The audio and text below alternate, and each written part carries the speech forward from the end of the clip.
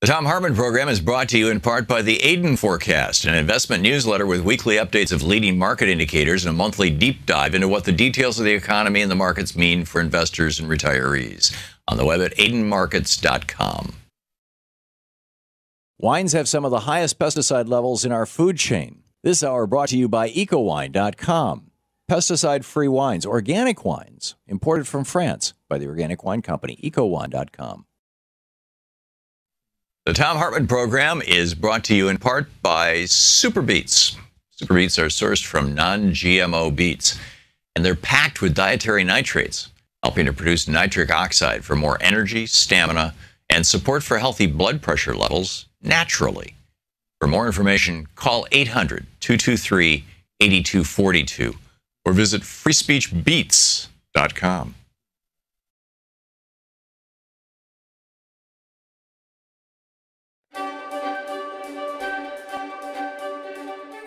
It's the Thom Hartmann University Book Club. Today we're reading from Donut Economics, brand new book by Kate Raworth, 7 Ways to Think Like a 21st Century Economist. And on page 21 in the Who Wants to Be an Economist chapter, 7 Ways to Think Like a 21st Century Economist, here they are. Whether you consider yourself an economic veteran or novice, now is the time to uncover the economic graffiti that lingers in all of our minds. And if you don't like what you find, scrub it out, or better still, paint it over with new images that far better serve our needs and times. The rest of this book proposes 7 ways to think like a 21st century economist, revealing for each of those 7 ways the spurious image that has occupied our minds, how it has come to be so powerful, and the damaging influence it has had. But the time for mere critique is past, which is why the focus here is on creating new images that capture the essential principles to guide us now. Diagrams in this book aim to summarize that leap from old to new economic thinking. Taken together, they set out, quite literally, a new big picture for the 21st century economist. So here's a whirlwind tour of the ideas and images at the heart of Donut Economics. First, change the goal. For over 70 years, economics has been fixated on GDP, or national output, as its primary measure of progress. That fixation has been used to justify extreme inequalities of income and wealth, coupled with unprecedented destruction of the living world. For the 21st century, a far bigger goal is needed, meeting the human needs of every person within the means of our life-giving planet. And that goal is encapsulated in the concept of the donut. The challenge now is to create economies, local to global, that help to bring all of humanity into the donut's safe and just space. Instead of pursuing ever-increasing GDP, it's time to discover how to thrive in balance. Second, see the big picture. Mainstream economics depicts the whole economy with just one extremely limited image, the circular flow diagram. Its limitations have furthermore been used to reinforce a neoliberal narrative about the efficiency of the market, the incompetence of the state, the domesticity of the household, and the tragedy of the commons. It is time to draw the economy anew, embedding it within society and within nature and powered by the sun. This new depiction invites new narratives about the power of the market, the partnership of the state, the core role of the household, and the creativity of the commons. Third, nurture human nature. At the heart of 20th century economics stands the portrait of rational economic man. He has told us that we are self-interested, isolated, calculating, fixed in taste, and dominant over nature. And his portrait has shaped who we have become. But human nature is far richer than this. As early sketches of our new self-portrait reveal, we are social, interdependent, approximating, fluid in values, and dependent upon the living world. What's more, it is indeed possible to nurture human nature in ways that give us a far greater chance of getting into the donut's safe and just space. Fourth, get savvy with systems. The ironic crisscross of the market supply and demand curves is the first diagram that every economics student encounters, but it is rooted in misplaced 19th century metaphors of mechanical equilibrium. A far smarter starting point for understanding the economy's dynamism is systems thinking, summed up by a simple pair of feedback loops. Putting such dynamics at the heart of economics opens up many new insights, from the boom and bust of financial markets to the self-reinforcing nature of economic inequality and the tipping points of climate change. It's time to stop searching for the economy's elusive control levers and start rewarding it as an ever-evolving, complex system. Fifth, design to distribute. In the 20th century, one simple curve, the Kuznets curve, whispered a powerful message on inequality. It has to get worse before it can get better, and growth will eventually make it up, or even it up. But inequality, it turns out, is not an economic necessity. It is a design failure. 21st century economists will recognize that there are many ways to design economies to be far more distributive of the value that they generate, an idea best represented as a network of flows.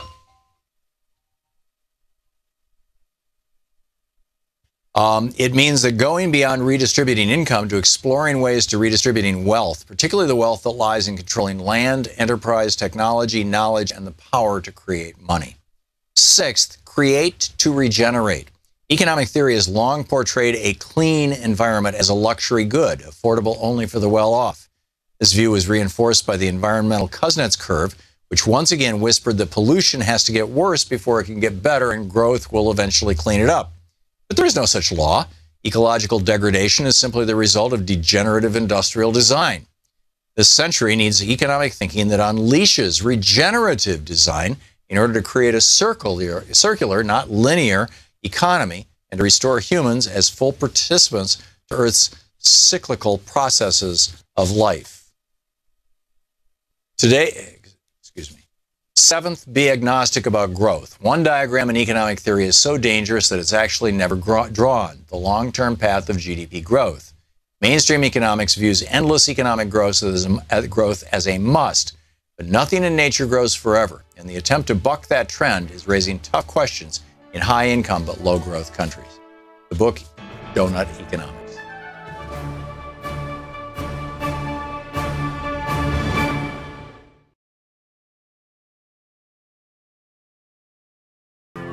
This is the Thom Hartmann Program.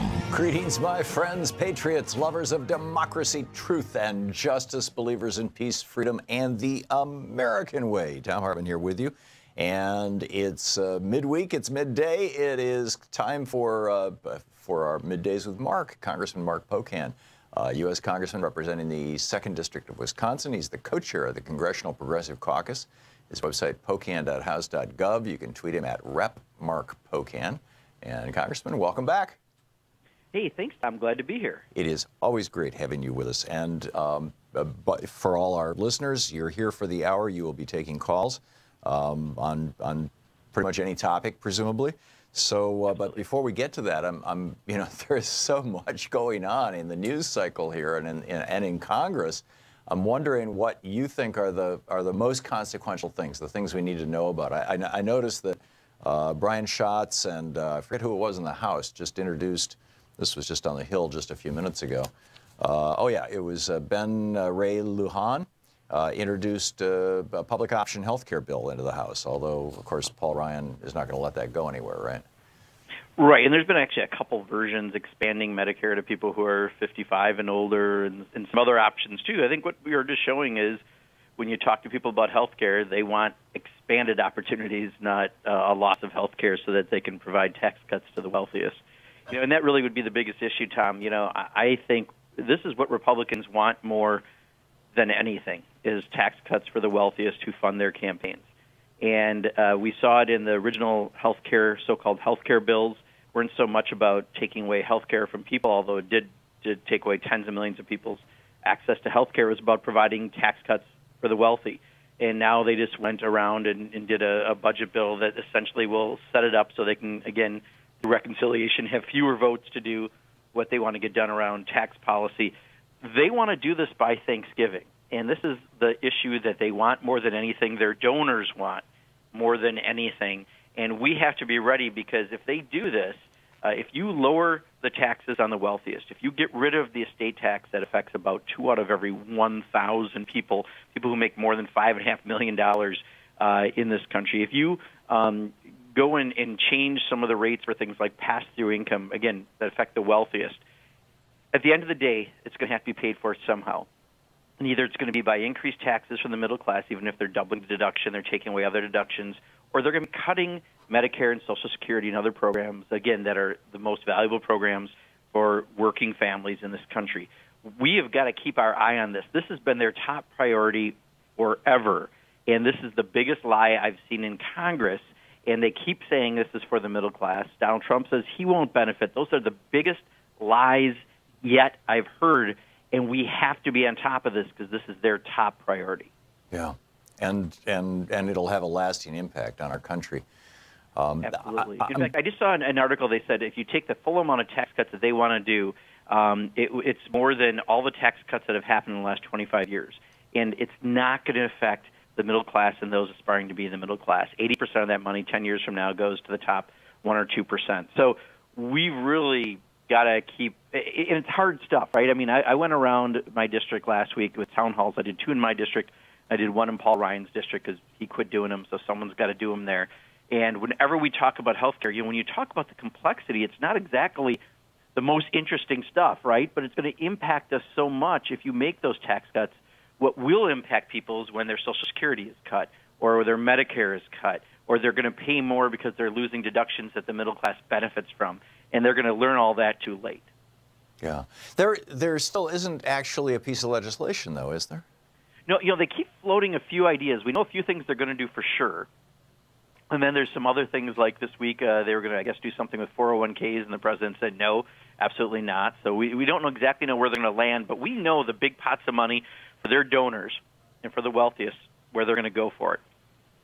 Because of that, we have to just be really ready to go into immediate action because, again, Paul Ryan, that's all he's talked about since he's been in Congress.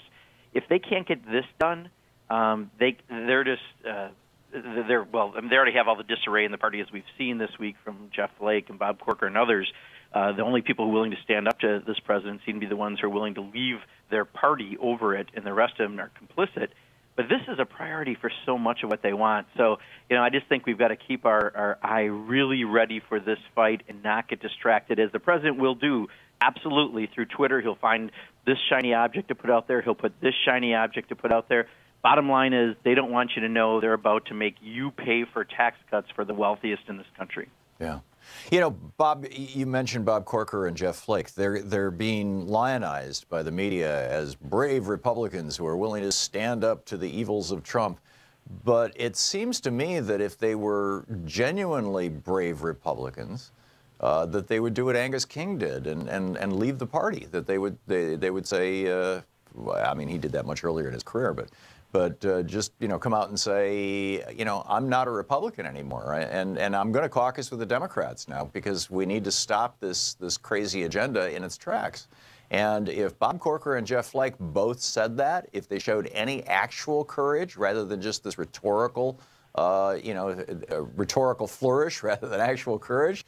I realize they're probably trying to protect their ability to, Jeff Flake to run for president in 2020 as a Republican, Bob Corker to get a good job as a big lobbyist making $3-4 million a year. I get that, but I don't see why everybody is applauding their courage when all they're doing is rhetoric. Or am I missing something? Am I being unnecessarily harsh on these guys? No. In fact, this morning I was talking about how, they still, by and large, vote the Republican agenda, which is not an agenda for the vast majority of people in this country. It's just they're so tired of having someone with the incompetence and inability to govern as Donald Trump is president. They at least finally had to explode on that because that just means they have a bit of normalcy to them, but they still have the values that run counter to what most people in this country have.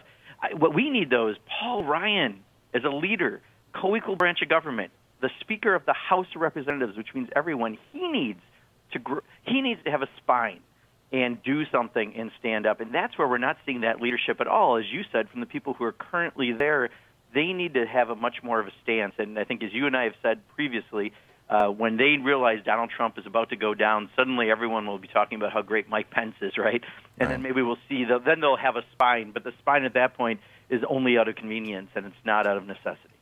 Where do you think we're at in that process, or at least the Republican Party is at?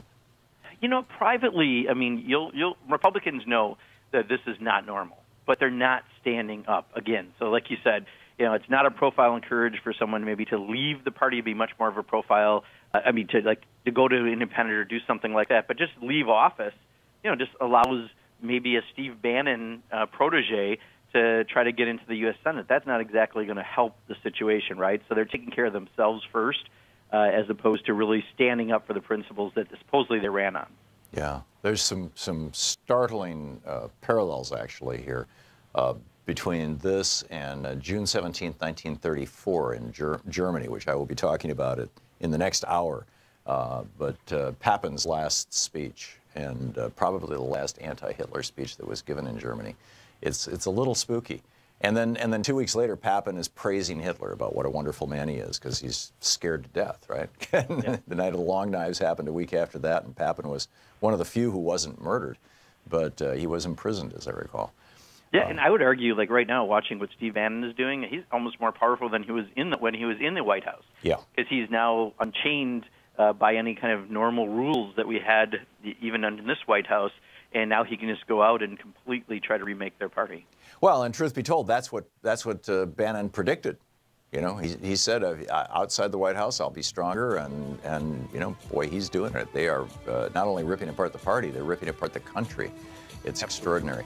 Congressman Mark Pocan taking your calls up next. Congressman Pocan represents the 2nd District of Wisconsin. He's the co-chair of the Congressional Progressive Caucus, along with Raul Grijalva. His website, pocan.house.gov. You can tweet him and send him a thank you for being on our program at Rep. Mark, M-A-R-K, Pocan, P-O-C-A-N. We'll be right back. This is the Thom Hartmann Program. Your calls for Congressman Mark Pocan right after this.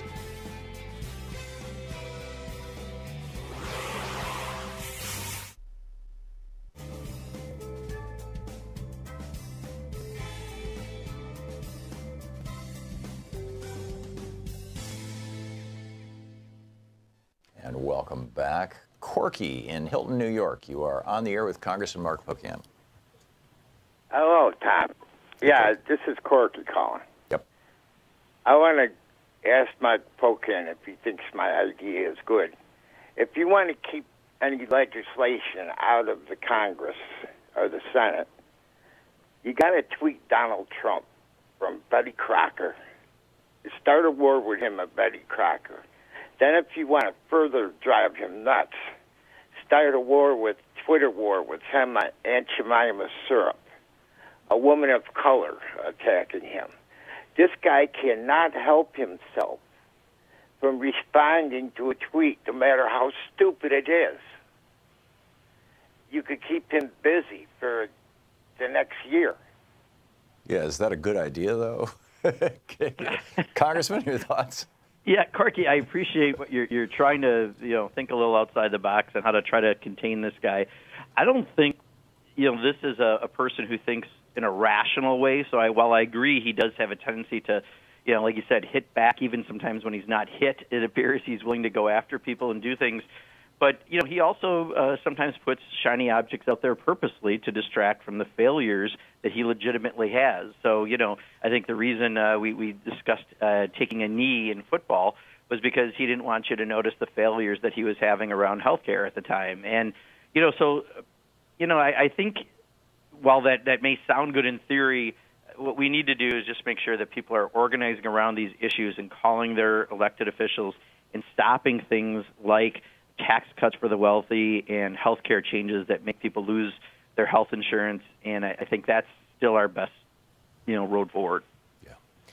Alex in Edison, New Jersey. Alex? Alex, you're on the air with Congressman Pocan. no Alex. Okay, let's try Michael in Brookline, Mass. Michael, you're on the air with Congressman Pocan. Thanks for watching Free Speech. Hi, thanks for taking my call, and it's nice to hear from you. Listen, I've been following this Niger thing and the attacks on LaDavid Johnson and Frederica Wilson for a while, and I think they're overdetermined. The press really took the bait and spent all their time talking about how Trump is bigoted, which is true, but in a way you could have a bigoted president who was very competent and shrewd. I don't think that's true of Trump, but at least they took the bait. I think this is part a cover.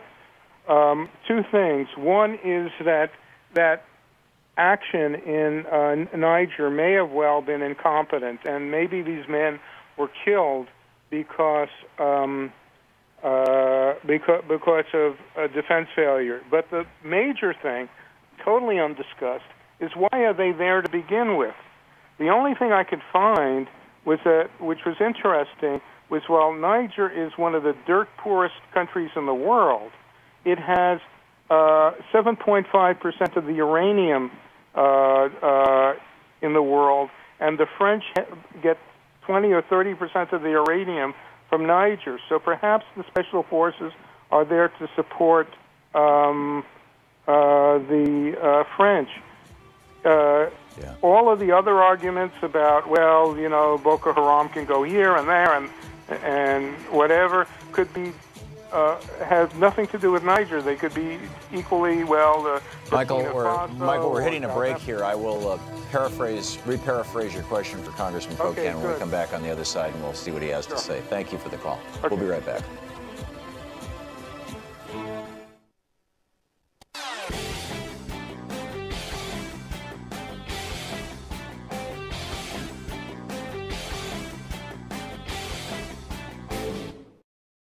This year's election results have generated fear, sadness, and despair. In the days and months ahead, our democracy may face a crisis of historic proportions. But there is good news. There is good news. There is good news. Thousands of people are stepping forward in solidarity, resistance, and resolve.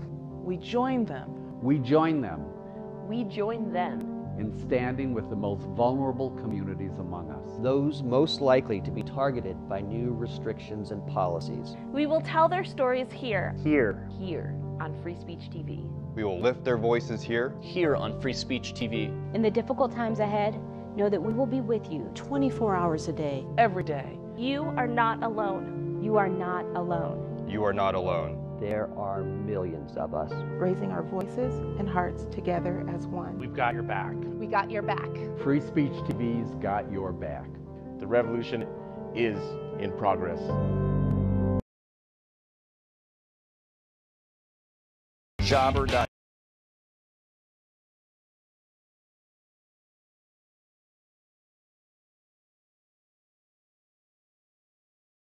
Back, Congressman Mark Pocan taking your calls. Sean, I'm still got some really loud music in my ear. Congressman Mark Pocan on the line, taking your calls in our Middays with Mark segment. Congressman, we just had a call from Michael, a listener who was asking what is the current state of knowledge about why 4 U.S. soldiers died in Niger, or Niger, I guess is how it's a French colony pronunciation, and to what extent might that even be a political landmine for the Trump administration, a la Benghazi, if this was the result of some sort of incompetence or bad planning or not paying attention or whatever? Yeah, I think that's the point I think we need to really keep focused on. So I think this got created out of him claiming to be the best president ever on dealing with, Gold Star families, essentially. Found out that was, no surprise, a big lie. Now he's rushing out letters to everybody to do what he said he already did. But what came out of this is when he started this attack, and this foolish attack, really, on Frederica Wilson, because she's been completely honest and accurate about her portrayal of what happened, both from the call and from the video of her giving this speech. But the bottom line is, why are we there? What exactly happened? And we had a little conversation about this yesterday with Colonel Wilkinson, who was in about the situation in Yemen.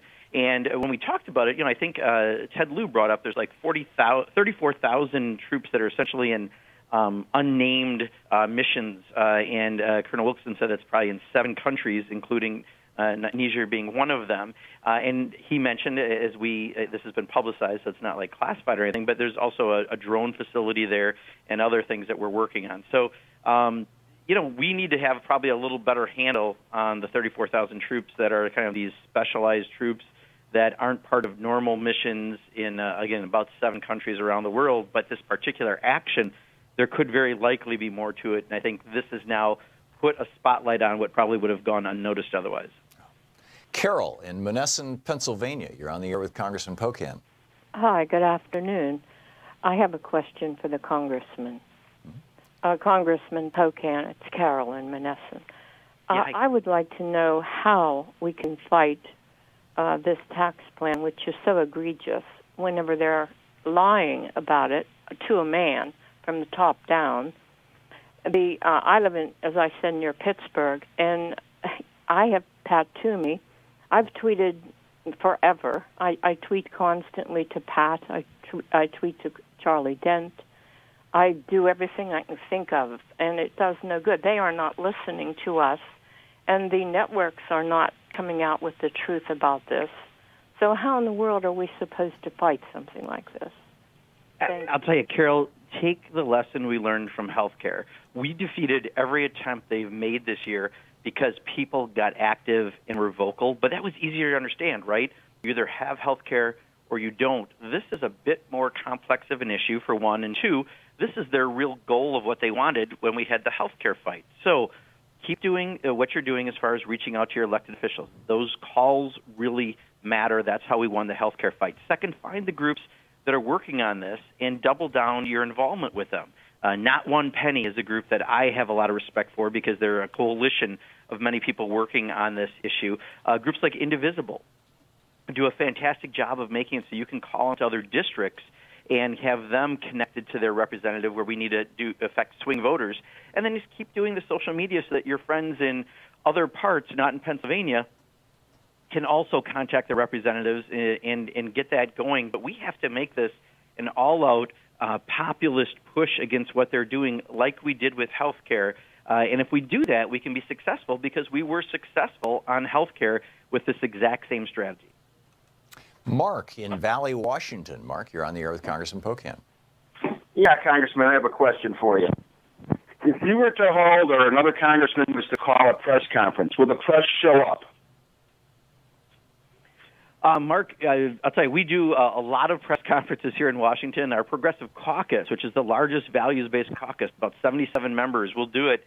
And sometimes you may get some of the Capitol press corps for, like, Politico or The Hill or Roll Call here, but we don't usually get the bigger networks and other media, mainstream media, corporate media, to come and cover things. So if you just did it with one other member, very unlikely. We do it as a caucus, and sometimes we have trouble. It is really difficult to sometimes get that information out. And yet if the Tea Party caucus holds a press conference, they get covered 16 ways to Sunday, and they're smaller than you guys. What's the deal? And they'll follow around Mark Meadows or different individuals from that caucus. Now, to be fair, Tom, I mean, they're in the majority, so they do have a tendency to cover that. But they don't cover just the ideas that we're trying to put out there, or when we try to get a message out. It is much more difficult. Well, even when you guys were in the majority, I remember when in the first couple of years of the Obama administration, when you had both the House and the Senate, and the Congressional Progressive Caucus rolled out a great budget. We had Jan Schakowsky on this program breaking it down. Not one word of coverage in the national media, while the Tea Party's budget was everywhere. It's bizarre. I guess I'm complaining. I'm sorry, Congressman. We'll be back with more of your calls for Congressman Mark Pocan right after this break here at the bottom of the hour. Stick around. It's Middays with Mark on the Thom Hartmann Program. You can read his website at pocan.house.gov. Hang on just a second. You're listening to the Thom Hartmann Program. Call 202-808-9925. And you can tweet him at Rep, as in Representative, R-E-P, Mark Pocan. We'll be back.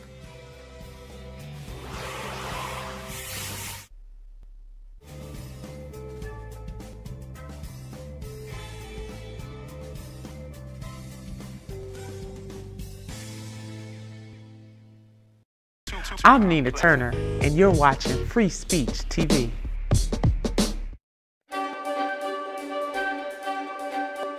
Hey, it's the Thom Hartmann University Book Club. Today we're reading from Cracking the Code, How to Win Hearts, Change Minds, and Restore America's Original Vision. This is from the introduction, page 1. My wife Louise and I live atop 30 feet of water, 100 feet from shore, in a houseboat on a river in Portland, Oregon. Or at least we did when I wrote this book. One day, I stepped out our back door onto the floating deck that serves as our backyard and found myself confronting a very upset Canada goose. He bobbed his head up and down, lifted his wings to make his body look larger and more intimidating, and ran straight at me, hissing and trying to nip at me. Obviously, observing this behavior, my comedian friend Swami Beyondananda, Steve Behrman, who was visiting us that week, named the bird Gooselini. I had no idea why this psycho goose was attacking me, but there was no mistake that Gooselini was trying to communicate. Stay inside that house and don't come out. I got the message, but I didn't stay inside. Instead, every time I went out to water the plants on my deck, I brought a broom with me to fight off Gooselini. I found out what was going on a week later when I learned from my neighbor the female goose had settled on her back deck just a few feet from our own and was sitting on a nest. I realized that Gooselini must have been the proud papa protecting his territory, and I stopped swatting at him with my broom. Gooselini has a lot to tell us about communication strategies. Even though he was just doing what a gander does when he wants a predator to leave, draw attention to himself and away from his mate, attack first and ask questions later, he was able to communicate the go away part of his message to me pretty well. We all communicate all the time, even when we don't give much thought to what we are saying or how we're saying it. Because Gooselini was unable to use what we would call rational powers of persuasion, he communicated by going straight for the more primitive parts of my brain, the parts we shared as human and goose, the center of our gut feelings. First time Gooselini attacked, I backed off because he was successful in communicating an intent to harm me, which caused me to feel fear, the most primal and visceral of human emotions. The first key to unlocking the communication code is to understand that when we communicate, feeling comes first. Emotions will always trump intellect, at least in the short term. This emotive form of communication, however, ultimately didn't get Gooselini the response he wanted. On its own, the attack wasn't very persuasive. Instead of shooing me away, Gooselini made me angry. Effective communicators know how to get the response they want because they understand how to tailor a message to the person who's listening. They know the second key to unlocking the communication code is that the meaning of a communication is the response you get. Because Gooselini couldn't tell me his story, I had to imagine his story for myself. The first story I came up with was that he was simply a psycho goose trying to harm me for no reason I could understand. Second story I came up with after talking to my neighbor was the story of a dad protecting his soon-to-be hatched goslings. Both stories accurately described what was happening, but the stories led to very different endings. The psycho goose made me angry. The dad goose made me feel protective of Gooselini himself. In this book, I call such stories maps, and the world the stories describe as the territory. The third key to unlocking the communication code is, therefore, the map is not the territory. Each story captures a different piece of reality. No one story captures it all. The key to effective communication is to find the best story to use to convey your understanding of the world to the greatest number of people. In politics, we tell each other stories all the time. Think about it, politics is really nothing more than a large set of stories. The United States of America began as a story that the founders and framers told about a society that could live in harmony around the principles of life, liberty, and the pursuit of happiness. This country was held together after the Great Depression and through a war by a story told by Franklin Roosevelt, which he called the New Deal. Ronald Reagan told a very different story, one we're still in, that he called the free market story. In Reagan's story, our corporate CEOs should run our society instead of our elected representatives because, as Reagan pointed out and probably believed, quote, the best minds are not in government. If they were, business would hire them away, end of quote from Reagan. Most of the stories we hear in the media today are scary. We're told to be afraid because the world is a bad place and people are untrustworthy. Every goose is a Gooselini without understanding why. These scary stories are profitable to our infotainment industry and to the politicians who are typically allied with the barons of the infotainment industry. There is a different story, however, in which every Gooselini is a proud papa.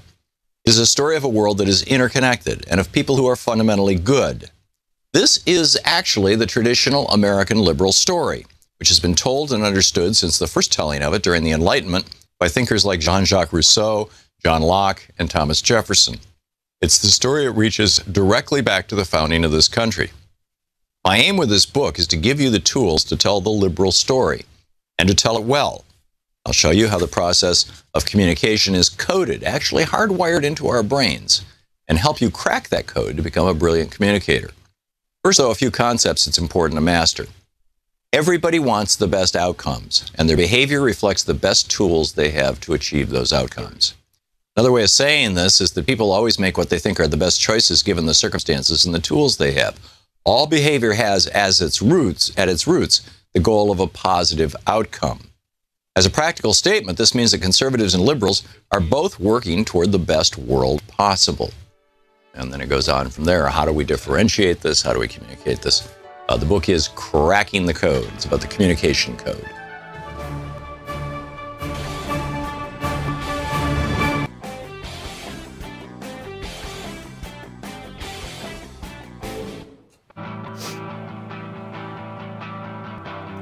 Welcome back. Thom Hartmann here with you, and it is our Middays with Mark segment. Congressman Mark Pocan taking your calls.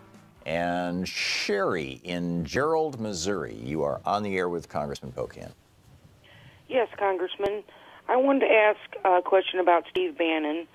Why is he allowed to attack and go after political figures blatantly when if I click on the wrong site, the FBI wants to know my name?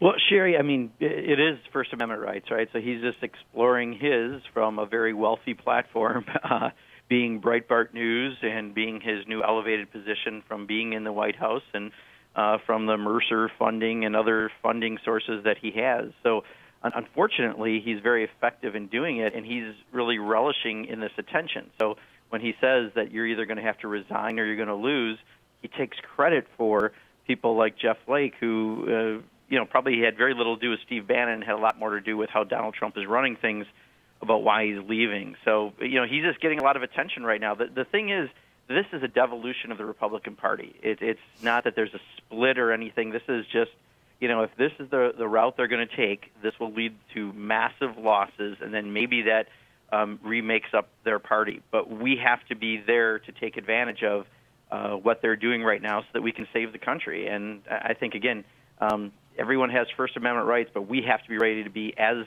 quick to organize people to be able to take advantage of the changes that are happening. Alex in Edison, New Jersey. You're on the air with Congressman Pocan. Hello, Tom. Hello, Congressman Pocan. My question is a rather boring one, but I think it's important as a matter of public safety. The ATF has many legislative technical restrictions for, I think, no good reason. Let me give you two. They cannot keep an electronic database of gun sales, and they cannot have optical character recognition software and such so for them to track an illegal purchase is very, very labor intensive. There's other restrictions. My question is this: what can be done to remove these restrictions and thereby let them use data analysis to track suspicious gun sales and, more importantly, keep us safe? Thank you.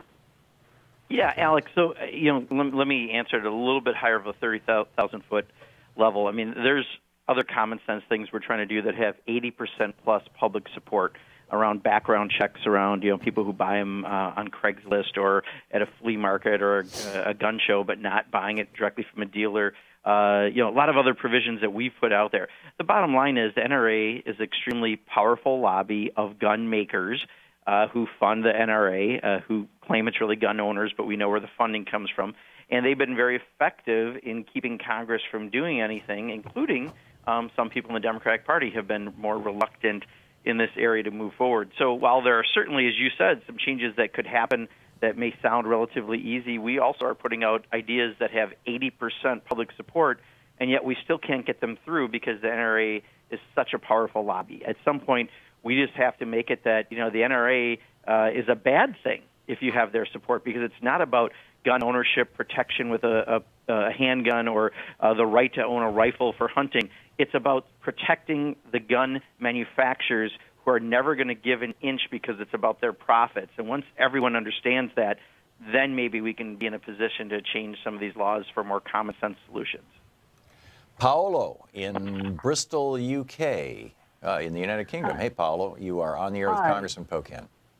Hi there. Thanks for taking my call. I'd just like to find out, because it seems like Jeff Flake of Arizona seem to be saying that he's principled, but how do we approach Republicans who try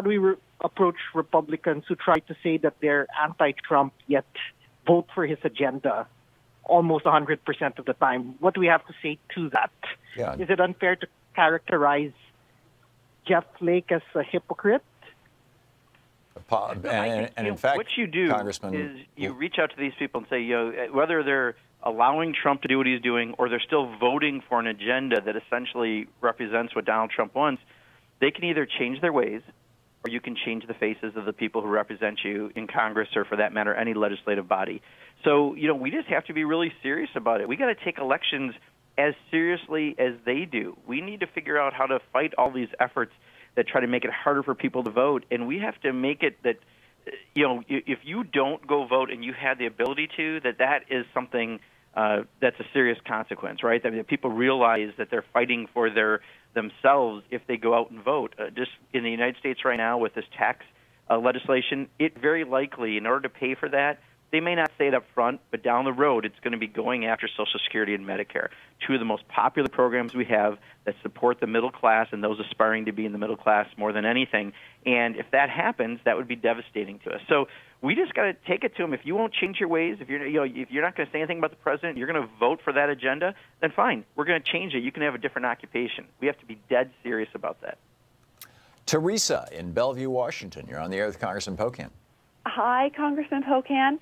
Hey, I have it's more of a request for you. I heard on the TV last night one of a Republican congressman talking about the estate tax and using that old line that it's already been taxed, so it shouldn't be taxed again. And I can't believe that talking point is still out there, and I'm just going to encourage the Progressive Caucus to correct that. It has not been taxed by the person receiving it. In fact, the person receiving it hasn't even worked for it, let alone not pay taxes on it. Right. Teresa, excellent point. And, it's almost as if you've been hanging out with our exec committee this week, because one of the things that we made a decision to do, and hopefully by the end of the week we'll start doing this, is we're putting together on certain specific provisions we think they're going to be part of their tax plan. We're going to put videos together to explain what they are in very common terms, because the estate tax also, people think, it's a death tax, right, because Republicans have given it that name. It's only a tax when you have $5.49 million with an individual that it even takes place. It's about 2 out of every 1,000 people in a year are actually paying that. So when you look at it that way, suddenly you realize this is a tax cut just for the wealthiest. We need to get that information out there much better, and that's why I've been really passionate about this, because this is not easy stuff, but it has great ramifications in everything that we care about, like Social Security, health care, and Medicare, because it's going to have to be paid for. So we are in the process of doing just that. We're going to take some of these major things like pass-through income, which is not super easy unless we can make it more understandable, the estate tax, and some of the other tax provisions, so that people understand how they're getting essentially screwed, so that the rich get a big tax break and that the middle class is going to wind up paying for it. Philip in Warner Robins, Georgia. You're on the air with Congressman Pocan. Hi, Congressman. I want to ask you a serious question about Trump and his mental stability. I think he's proven that he is mentally unstable, and that represents an existential threat to the world, because he is in charge of the second largest nuclear arsenal in the world.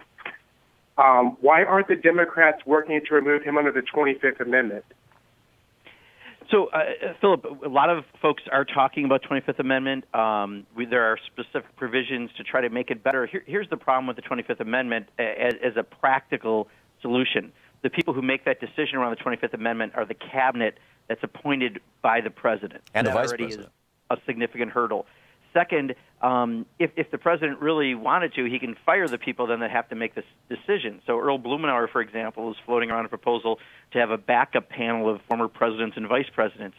But bottom line is none of these methods are especially easy for a reason. So whether it be impeachment, where we need Republican votes, or the 25th Amendment, where you're going to need the president's own cabinet to make this decision, they're high hurdles, even though I think you and I may definitely sense mental instability in many of the ways how he acts and how he handles things. So we have to keep pressing the case to get this done. So in the meantime, let's fight the individual issues. Let's make sure we take advantage of every election that comes up to make sure that more people who think like us are elected. But, these are much tougher for a reason to get done, and we are talking about it. It's just not always picked up by the corporate media, but I have heard multiple members bring this up on the floor, and yet you don't see the general attention on it. Yeah.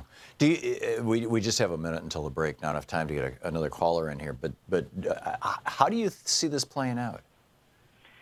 I'll tell you what we need, again, is the Republicans probably won't do it until they know they're in such trouble electorally that they'll then be willing to throw him under the bus, proverbial bus, and instead, start glorifying Mike Pence. But they know their fortune is attached to the president, so they're willing to go along with everything that he does that's stupid, everything he does that's wrong-headed, everything he does that's irrational. And for someone like Paul Ryan, he's from my neighboring district. I know Paul Ryan. I'm even more disappointed because he knows better. And for him to allow things like that, and for Republican elected officials to allow it to happen, it makes them complicit with that activity. And I think that is what's even more frustrating to someone like me is, Donald Trump is Donald Trump, but people of good mind should not be allowing that to happen within the Republican Party.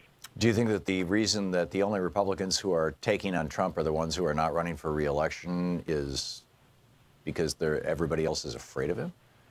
I think a big part of it is they're afraid of, quite honestly, their own electorate, their base, because of the Tea Party and some of these low turnout primaries. They can bring out a lot of people. Steve Bannon and others are going to, try to get them all out to vote, and they're just afraid of their own constituents, which is just really sad. I mean, I think if people had a spine, you'll find the public would much rather have a Republican with a spine than someone who doesn't. Yeah, amen. Or a Democrat for that matter. Exactly. You're listening to Thom Hartmann. Visit ThomHartmann.com for audio and video archives. Stick around. We'll be right back with more of your calls from Congressman Mark Pocan right after this.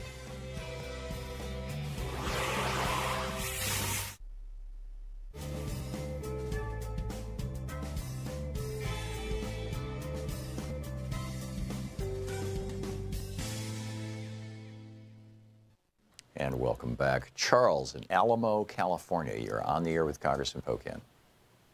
Yes, Congressman, I'd like to talk about global warming and carbon tax. We've seen a lot of unusually strong storms and fires in California. I believe they're directly linked to the excess carbon in our atmosphere, carbon dioxide. And I'm wondering, in this budget and tax discussion in Congress, if there's someone could introduce a carbon tax at this time and get some publicity. The network news was very reticent in mentioning the any connection to global warming, but there's definitely a connection. Do you think that's possible to get some publicity and introduce that? I think it's unlikely something like that would pass. I guess you could maybe try to introduce it for publicity, but then we're not focusing on what they're doing right now through the tax code, how they're going to affect working families across the country. But you're right that carbon tax is an idea that there are a lot of people in conservative think tanks who also support this because they see it as someone who's using a good should have to pay for that. It's more fair to everyone. But in this particular tax debate we're having, this isn't about tax fairness.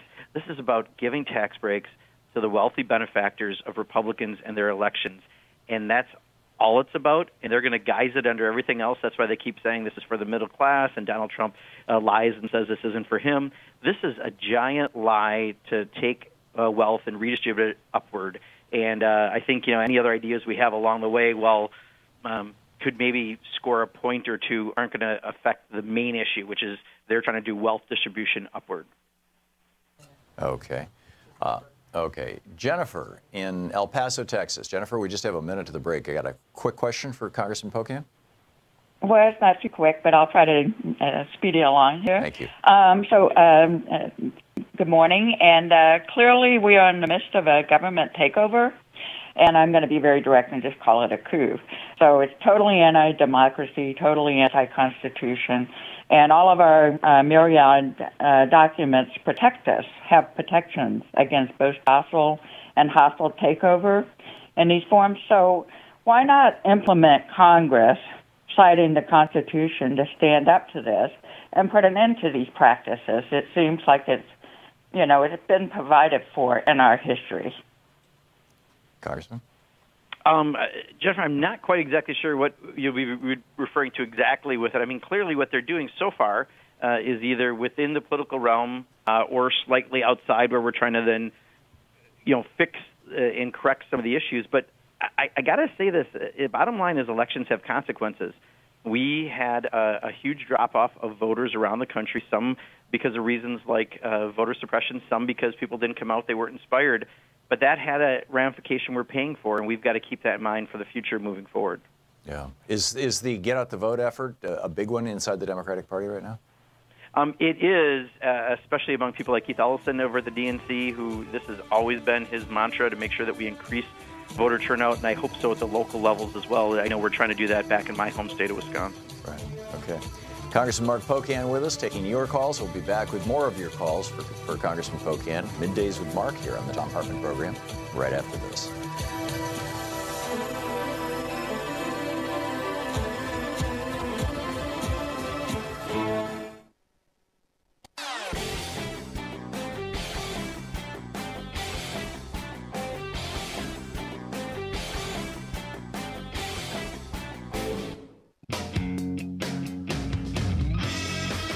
Welcome back. It's Middays with Mark on the Thom Hartmann Program. This hour, Congressman Mark Pocan taking your calls. Julanda in Spanaway, Washington. Am I saying your name right? Hi there. Yes, thank you. Good morning. I was just wanted to just say yes. We all need to get involved. I'm one of those. Tom, my husband's jealous. I tell him watch it. Tom's my boyfriend.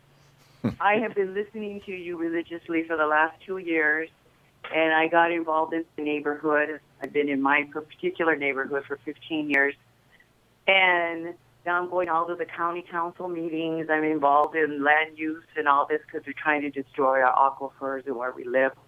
Major building, trying to make us a Houston. And I went to a land use meeting yesterday morning with the Pierce County, and literally they're just taking the personality of the orange clown, and they just bald-faced lie. So now we're having to fight through the state and the feds to save our properties because the county is playing the shell game. They're lying. They've changed our now the county executive also has control of our public works. Right. Julanda, forgive my interrupting, but do you have a question, a specific question for Congressman Pocan? No, just a thank you. Oh, okay. Yes, just all right, get out there, and what the congressman is doing in the state that he lives in is amazing. Okay, great. Julanda, thank you very much for the call. Steve in Charlotte, North Carolina, you're on the air with Congressman Mark Pocan. Hello, Congressman and Tom. It's good to talk to you. I'm just going to choose one question regarding Donald Trump's election and the fact that he was able to get elected without ever releasing his taxes. And now that we have they're proposing a tax bill, which is like you're saying a tax cut for the wealthy. Is there any way that you can push a bill competitively with this one, requiring the release of a certain number of years of taxes for all potential candidates, maybe 3 years prior to their election, something so that we could get a law on the books that would force him to release his taxes or not seek re-election. Enhanced transparency here. Thank you, Steve. Yeah, Steve, I'll tell you, Democrats have been doing just that. In fact, I think the first 6 months maybe of the year, I think almost every first night of voting, we try to force a vote on this to make him release his taxes. There are multiple bills introduced to try to address the issue.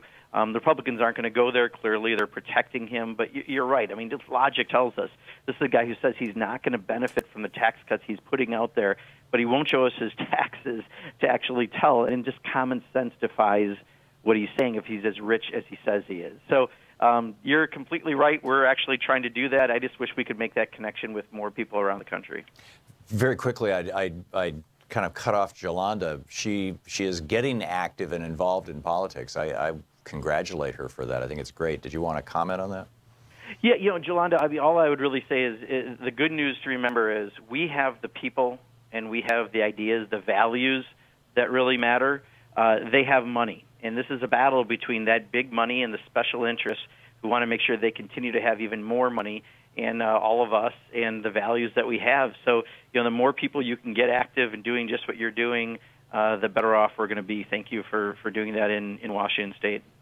Kristen in Camas, Washington. Hey, Kristen, you're on the air with Congressman Pocan. Hey, Congressman. My question is, Keith Ellison just did kind of a purge in the DNC, and he got rid of a lot of progressives. And I'm wondering, what the hell was he thinking? Because it's the progressive movement and the young people that Bernie energized, to be honest, who are the ones getting out there and the ones really trying to change things. And this feels like a slap in the face to them. And if Bernie runs as an independent, Democrats are going to lose. Yeah, so Kristen, one thing I have to correct you on, it's really important. Keith Ellison didn't do the purging. Tom Perez, is because he's the DNC chair, made the selection, the choices of the at-large seats for the DNC. It wasn't Keith Ellison. Keith Ellison made recommendations. Some of his people made it, some did not. But it was Tom Perez who did that. And because Tom Perez, like most people who win elections, put more of his people in place, we've lost some of the folks that might have been from the Bernie wing of the party who supported Keith, who didn't win. Keith is the vice chair. So I just want to put that out there, but I do agree. I think we have to keep the party as diverse as possible. This is the moment for progressives when it comes to the Democratic Party, and if we lose focus on that, we're going to lose focus on winning elections. So we're down to about a minute and a half here for the end of the hour. Is the situation in the Democratic Party that because more than half of the seats nationally are held by, shall we say, traditional Democrats or middle-of-the-road Democrats, I don't want to be pejorative, versus, a smaller percentage held by progressives, that's the simple power equation is basically that, and it's just a matter of, if progressives want to have greater representation in the party, they need to get more elected officials? Yeah, and run for a party office. I mean, you can run for the DNC positions in every single state, and that's important that, progressives run for those. I think in this case, to be perfectly honest, Tom, a lot of it was Tom Perez putting people who might have supported him in positions of power as opposed to people that may have supported, in some cases, Keith. And I think he wanted to diversify in different ways around millennials and I think a few other categories that he beefed up. But unfortunately, the people who seem to get dropped off were many of the Bernie supporters and Keith Ellison supporters, and it just looks bad because that's such an important element of the party that we need to make sure that's messaged well, because the growth and the future of the party, I think, is in a lot of those progressives that feel like they were just shut out after watching what happened in the last election. Yeah, it's unfortunate. So in the minute we have left, Congressman, what should people be looking at and doing this week? I noticed last night the Republicans voted to screw us all when it comes to being able to sue our bank. Whoa, that minute just went by really fast. I'm sorry I missed the cue. Congressman, thank you so much for being with us today. Absolutely. Thank you, Tom. Great talking with you. Congressman Mark Pocan. Pocan.house.gov is his website. You can tweet him at @RepMarkPocan. Our middays with Mark here every Wednesday. We'll be back. Stick around.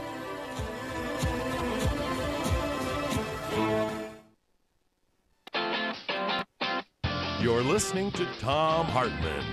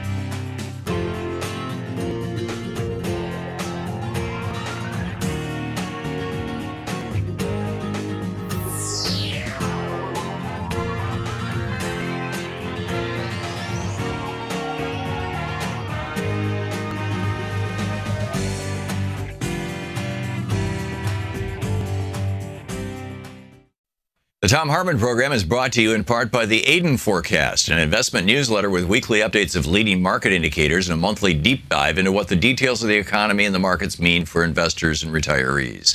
On the web at aidenmarkets.com. Wines have some of the highest pesticide levels in our food chain. This hour brought to you by ecowine.com. Pesticide-free wines, organic wines, imported from France by the Organic Wine Company, ecowine.com. The Thom Hartmann Program is brought to you in part by Super Beets. Super Beets are sourced from non-GMO beets, and they're packed with dietary nitrates, helping to produce nitric oxide for more energy, stamina, and support for healthy blood pressure levels naturally.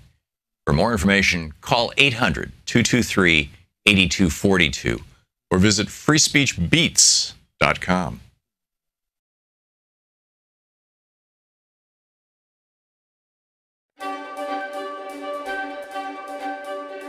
We're reading today in the Thom Hartmann University Book Club from Threshold, the progressive plan to pull America back from the brink.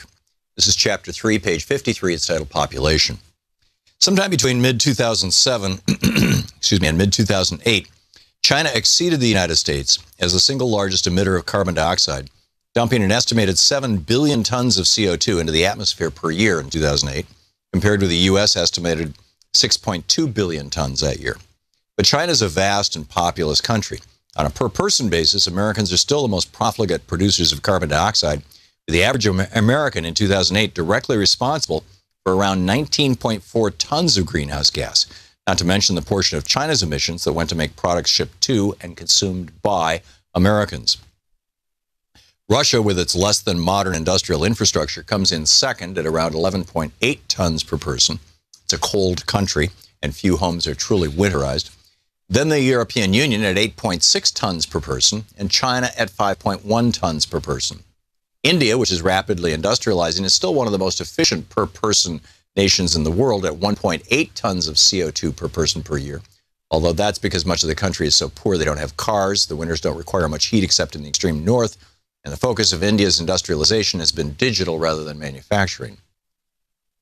The largest driver of all these processes that are tearing our planet apart and putting all life at risk is the increase in human biomass. There are roughly 1 trillion pounds of human flesh on the planet right now, and assuming a worldwide average food consumption of around 3 pounds per person, in the U.S. it's almost 5 per day, we're consuming around 7 trillion pounds of food per year. One result of this is that over half of the entire net productive capacity of the planet, the entire planet's ability to produce edible products from photosynthesis, is now used up, displaced, or wiped out by humans, leaving every other life form on Earth to compete for the leftovers. Our population growth has not been particularly even. In the first 100,000 years of human history, we averaged around 20 to 50 million people total.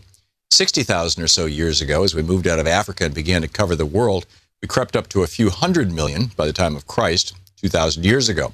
Around the time of the Crusades, when the world was, by most definitions, pretty well populated, we were coming into conflict with each other all over the world. There were only 500 million of us on the entire planet. Not long after the American Revolution, we hit our first billion humans on planet Earth in 1800. The second billion didn't take 165,000 years. We doubled our population in just 130 years, hitting 2 billion in 1930, just as the United States was sliding into the Republican Great Depression. But that economic debacle didn't slow the growth of human numbers. By the year JFK was sworn in, just 30 years later, the planet had added another billion humans. The growth in population was driven largely by cheap, abundant oil and fertilizer and pesticides made from it, the farm and transportation equipment fueled by it, and the processing, packaging, and distribution system made possible by oil that lets a person in Iowa have a lunch of tilapia fish grown in ponds in China, lettuce and tomatoes grown in Mexico, wine imported from France, and a fruit cup of berries imported from Chile and strawberries from Nicaragua. In this environment of relatively abundant food, even in the third world, our fourth billion took us only 14 years to add, 1974. Our fifth billion only 13 years, 1987. And our sixth billion only 12 years, 1999. As oil became more expensive, raising the price of food indirectly, since most of us are actually eating oil, population growth first began to slow in the first decade of the 21st century. Part of this was attributable to birth rate declines in developed countries, part to an explosion in the death rates because of TB and AIDS in the third world, part to famine and associated diseases in sub-Saharan Africa as deserts moved south due to global warming. But while growth is slowing, we're still adding people at a rate many times faster than just 3 centuries ago. Topsoil all over the world is vanishing. Transportation is becoming exponentially more expensive. And as human population density increasingly resembles the inside of a petri dish, diseases ranging from TB, more than 1 billion people are infected, and more die from that than any other cause worldwide, to AIDS, to the constantly mutating common cold and related corona and flu viruses, remember SARS, represent a menace that is dramatically amplified by the 1 trillion pounds of human flesh such diseases inhabit. We are not the first culture to reach this threshold of population versus resources. As I discussed at length later in this book, the Maori of New Zealand, a group of Polynesian explorers, are a prime example of a culture that, like the Europeans who discovered America, thought they had found a land of unlimited wealth and food, but ultimately learned that there is a limit to growth, the biosphere, and that when you unthinkingly hit that limit, life can become hellish and democracy nearly impossible. But the concept of a limit to growth, or a finite world, was largely unknown to the classical economists on whose assumptions, formulas, and work our modern economy is organized. In fact, the classical and neoclassical economists, from Malthus to Jean-Baptiste Say to Marx to Friedman, would suggest that the Maori hit the limit not of their biosphere, the ability of the land of New Zealand to produce food, but of their technology. They would correctly point out that today New Zealand houses several million more people than it did when that island nation was entirely populated by Maori. And modern technology has ensured that not only is there enough food, but that surplus agricultural land has been turned to a growing of fuel and medicinal crops. The book is Threshold.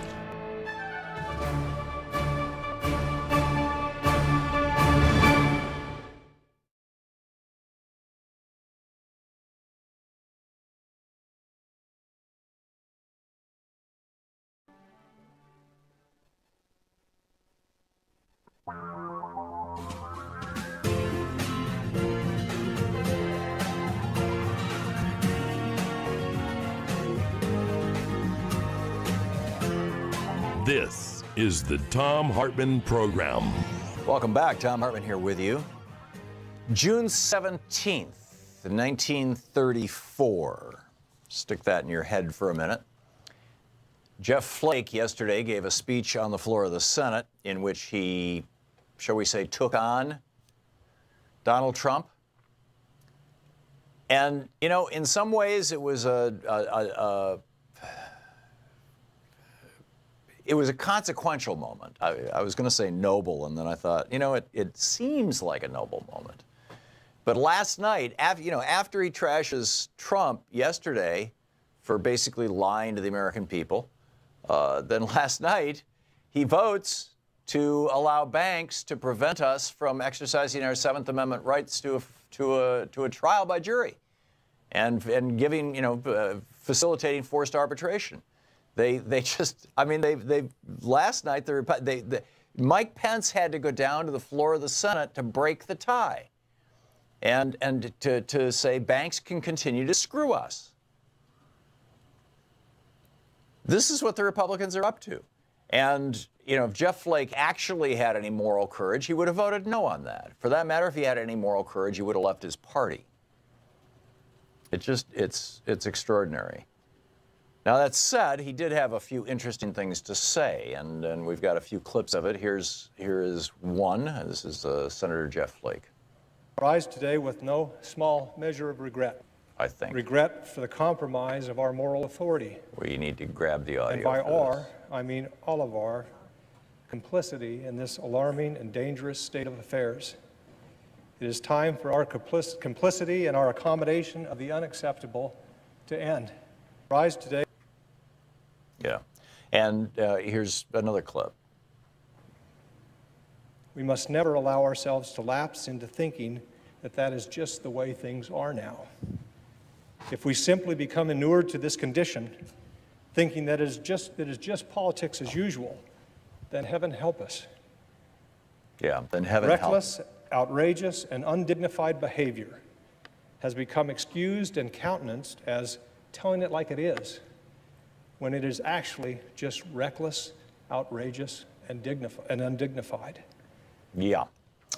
So, 17th of June, 1934, von Papen, the German Vice Chancellor, Franz von Papen, spoke at the University of Marburg. This was the last speech that was given against Adolf Hitler. And, you know, it's particularly interesting to check this out. He said, and I quote, this is from von Papen's speech. And von Papen, by the way, 3 weeks later was the night of the long knives. The Nazis reached out, and this is where you can see, you know, we're not really, the United States is not Nazi Germany, and we're not replaying the rise of Hitler and Donald Trump, at least so far. 3 weeks after von Papen gave this speech, he was put in prison, and a number of his colleagues and friends were murdered during the night of the long knives. But anyhow, here's what he said in his speech. He said, the function of the press should be to inform the government where deficiencies have crept in. See, he was complaining about the Nazis basically trying to shut down newspapers, which they were doing. The function of the press should be to inform the government where deficiencies have crept in, where corruption is settled, where serious mistakes are being made, where unsuitable men are in the wrong positions, starting to sound like Jeff Flake, and where transgressions are committed against the spirit of the German Revolution. An anonymous news service, think of what's going on with Facebook and Twitter right now. An anonymous news service, no matter how well organized, can never be a substitute for this responsibility of the press. Deficient or primitive intellects are not in themselves justification for war against intellectualism. And if today we sometimes complain about, you know, he calls them 150% National Socialists, in other words, super fanatic Nazis, then we mean those intellectuals without substance, people who would like to deny the right of existence to scientists of world fame just because they're not party members. The sentence, men make history, has frequently been misunderstood as well. Great men are not made by propaganda, but rather grow through their deeds and are recognized by history. Whoever speaks of Prussian tradition, German tradition, therefore must first of all think of silent and impersonal service, and last or not at all of reward and recognition. Whoever toys with such ideas should not conceal the fact that the one who threatens with the guillotine is the one who is most likely to come under the executioner's axe. No nation can afford a constant revolt from below if it wants to pass the test of history. And this is what Steve Bannon is stirring up, is this constant revolt from the bottom. Well, not just Steve Bannon, the whole you know, the whole right-wing petro-billionaire machine. At some time, a stable social structure must emerge, maintained by an impartial judiciary and by an undisputed state authority. Germany must not go adrift in uncharted seas toward unknown shores with no one knowing when it will stop. The state is the sole power and the last guarantor of something to which every citizen can lay claim: ironclad justice. The government is well informed on all the self-interest, lack of character, want of truth, unchivalrous conduct, and arrogance trying to rear its head under the cover of the German Revolution. So he calls, you know, just like Jeff Flake says, you know, Trump is not suited for the job. He's saying that Hitler is not telling the truth, and he's unchivalrous and he's arrogant. The German people know that their situation is serious. They feel the economic distress. They smile at clumsy attempts to deceive them with false optimism. No organization and no propaganda, no matter how good, will in the long run be able to retain trust. Confidence and readiness to cooperate cannot be won by incitement, especially of youth, nor by threats against helpless segments of the people, but only by discussion with the people with trust on both sides. So this was the last, I mean, quite literally the last appeal that was made in Germany before Hitler just like closed all the doors. At the end of June 30th, 1934, the New York Times, this is a week and a half after this speech, or a couple weeks after this speech, the New York Times wrote a piece. It was pointed out long ago that Hitler had laid up future troubles for himself by the manner in which he organized his campaign for leadership in Germany. On the one hand, he mobilized the radicals, the fighting forces of the streets, promising them better conditions when he could take power. On the other, he mobilized certain sections of the strong industrialist class who furnished funds for his campaign, and to them he gave pledges of liquidation of labor elements and of socialistic and labor elements which had blocked their plans. And you get this? The New York Times is pointing out that Hitler rose to power through this two-pronged effort. Where number one, activate the bigots in the streets and get them out in the streets and have that be your electoral base. And number two, reach out to what he refers to as the strong industrial class and have them fund your campaign and promise to them that you're going to destroy socialism, right, the social safety net, and you're going to break up the labor unions. And in fact, that's what happened. Continuing with this article in the New York Times, this is absolutely fascinating, by the way, the time machine there. Both of these elements Hitler has striven to satisfy. The industrialists have been freed of labor unions, of wage scales they considered too high, and of levies for social services they called oppressive. Work in industry has been extended to take care of as many party followers as possible, and many more places have been made through the dismissal of Marxists, liberals, and Jews. But the steady decline of industry has tended to handicap the effort, and both sides have been dissatisfied with the results.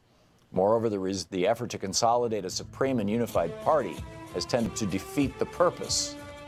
And, on the one hand, the Tea Partiers, the stormtroopers, have taken in many radicals who profess themselves to be converted, but who have helped to turn the Nazi army decidedly to the left, and even given strength to Rome and Goebbels. And, it goes on from there. It's actually a fascinating thing to compare this with the Marburg speech. We'll be right back. This is the Thom Hartmann Program. It really raises the question, are we looking at profiles in courage, or are we simply looking at Republican politicians who literally couldn't get elected and who are running?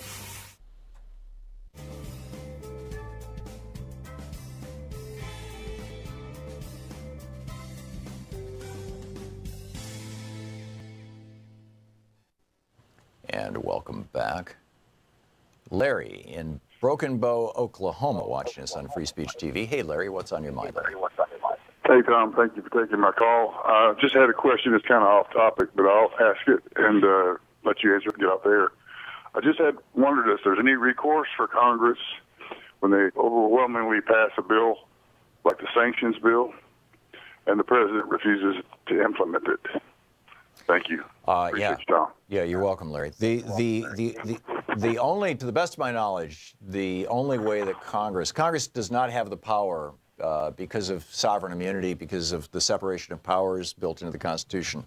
While, if you or I defied Congress, if we were subpoenaed, for example, to testify before Congress and just didn't show up or in some other way didn't do what Congress had told us to do, they have two options. One, they can send out their own police department, but their own police department really only has authority within the buildings of Congress.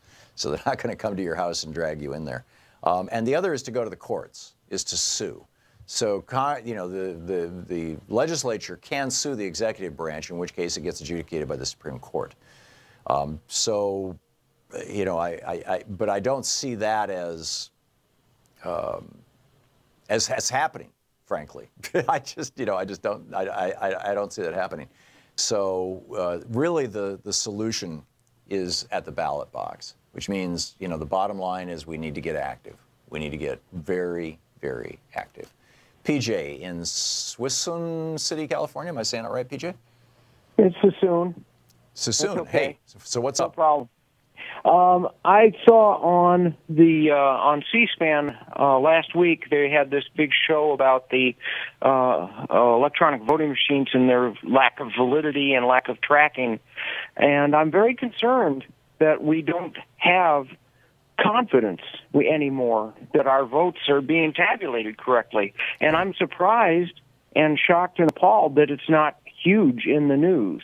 I agree. To use Trump's terms. Because as far as we know, since the age of Reagan, we could have had all the elections could have been rigged. We don't know. There's no way to know. I'd really like to know why we can't light a fire under this in some way.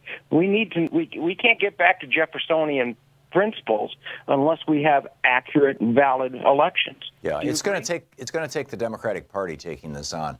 As long as the Democratic Party continues to pretend that there's no problem with these voting machines, and they are continuing to pretend that. I mean, you know, it's on this program for years, Bernie Sanders has been calling for a return to paper, and I agree with that.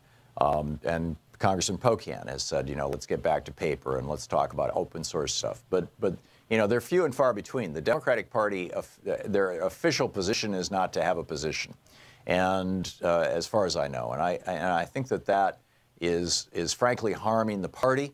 It's harming our democracy. I mean, when you look at the red shift that really started showing up in '98, in the election of '98, we first started seeing electronic voting machines showing up in big numbers in '96 and in '98 and in 2000. And then, of course, you had the Help America Vote Act in 2002 that transferred $6.5 billion, as I recall. It might be $5.6 billion, but anyhow, a whole pile of money to the states, specifically to buy voting machines from private for-profit companies. We have privatized our vote, PJ, and it's wrong. It's just absolutely wrong. And the Don Siegelman election in Alabama, I think, is one of the very best examples of that. PJ, thanks for the call. We'll be right back.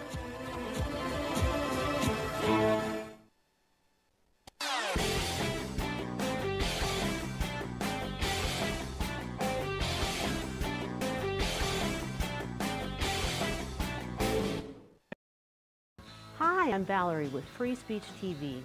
We're proud to provide you with independent, unfiltered news and documentaries. And as our valued viewer, you can help us continue bringing Free Speech TV well into the future. Join our Pearly Gate Rebels, our planned giving program. Your gift of any size will help ensure democracy endures through an informed citizenry. You can donate property, money, or assets. It's easy. My spouse and I are proud Pearly Gate Rebels. We're doing our part to ensure that Free Speech TV will be here to deliver thought-provoking news and information well into the future. Join us. Call 877-378-8669 or email me at valerie@freespeech.org. Rebel against media owned by billionaires and become one of our Pearly Gate Rebels today.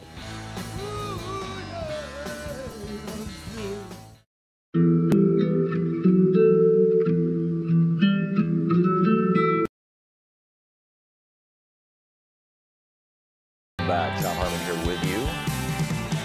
Jeff Flake saying that the Trump administration is reminding him of the McCarthy era.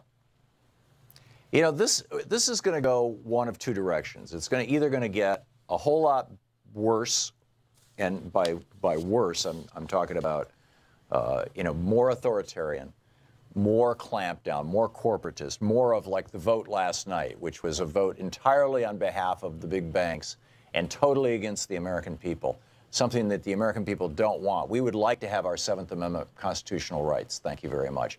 Congress just voted to give them away, to allow corporations to prevent us from exercising our 7th Amendment rights. Can you imagine if Congress last night had voted to allow corporations to prevent people from exercising their 2nd Amendment rights? In fact, it's so bizarre. Yesterday, Louise and I, after we got off the air here, and you know, we just did a little bit of our cleanup after the show stuff. We went out to Camas, to a town nearby us, where there's a restaurant that we used to patronize a lot, to have lunch. You know, it's just it's been years since we ate at this place, and we thought, oh, we'll go check it out. And on the way there, we were tuning around and we found Michael Savage's show. And Michael Savage was going on about how the trial lawyers are like criminals. The trial lawyers, you know, they need to, all the money needs to be taken away from them, even if it's money that they made, decades ago and they gave to their children and their children gave to their children. We should still take that money back away from them. And specifically the trial lawyers who do these collective good cases. They're called class action settlements, where an entire group of people, like for example, with Wells Fargo, when Wells Fargo opened a couple 100,000 or a couple million, whatever it was, accounts for people and started charging them without telling them. And so you're being charged $10 a month, and you just, a lot of people just don't even notice that, hey, they're being charged $10 a month. for a credit card account or a savings account or something that they didn't even know that they had. And, you know, at the end of a year, you've got $120 in charges. You're not going to go out and hire a lawyer to sue Wells Fargo for $120. But Wells Fargo just screwed 1 million people, or whatever the number was, at $120. But that's $120 million. There is a lawyer, there are lawyers out there who will sue them over $120 million because, hey, you know, there's enough money there to pay the legal fees at least. And so the way that you do this is with something called a class action, where everybody bands together and says, yes, we will sue. We will, you know, we'll participate in this. And that's one of the things that Congress last night, on a 50-50 vote, I mean, it took Mike Pence to break the tie, to break, you know, to get them over the 51 vote margin. Every Democrat, including Joe Manchin, every Democrat voted against this. And you had, and all these Republicans who are proclaiming how terrible Donald Trump is, Bob Corker, Jeff Flake, Lisa Murkowski, all of them voted for this. Why? Because they're Republicans. They take money from banks. I mean, you know, it's just like should not be rocket science. So, anyhow, enough of that rant, I guess. Michael in Cassiopolis, Michigan. Hey, Michael, what's up? Oh, yeah. Hi, Tom. Yeah, you're right. The banks, you know, Wells Fargo, if you just know how they started, you know, moving gold through the Badlands, right? Oh, yeah. So that whole culture, just from the way they started. Look, I called to talk about campaign finance. It was while the congressman was on, but anyway, my dog, she don't like politicians. We're nonpartisan, independent out here. Okay. Because all of our people, you know, they're local, and we know the families, the people, you know, the relatives. But my point is this: we no longer have a democracy. It's been described as a oligarchy run by bribery. You know, my first national vote, I was a young man, 20 years old, was in 1976 for a man, James Earl Carter, and he was a good president. He was. And Reagan came in on something like a coup d'etat. If you know the history, how the Republicans would go overseas, you know, it's like sedition. But that's another story. You know, it wasn't 10 days ago, Steve Bannon proclaimed, you know, that their money's dry. They're not going to give these guys any money, the Republicans. And now Jeff Flake stands up, and the other one, what's Bob his name, Corker, yeah. or whatever, to, you know, speak against Trump because their hands are tied. They've taken money from banks. Yep. And you can't just take money and not do what you're supposed to do. Yeah, they had to vote with the banks last night. Safely, right? Yep. So I'm not surprised. We have a system of bribery. And like I say, the man I voted for, I was young, good president, and not so much his administration, but after he left office, he built America. He added substance. Yeah. He wove together infrastructure ideas with the American dream, you know? This guy, James Earl Carter, you should read his book. Yeah, no, I have. He's a good man. I've read at least 2 of his books. You know, it was just I was young. Now I'm an old guy. I'm retired. I'm out here. You know, my place is owned agricultural. And the congressman, Pocan, was on. He's from Wisconsin. I live in Michigan. Those two states touch. Michael, I got to wrap it up. I'm sorry, we're hitting the break here. Thank you for the call. It's great to hear from you. We'll be right back.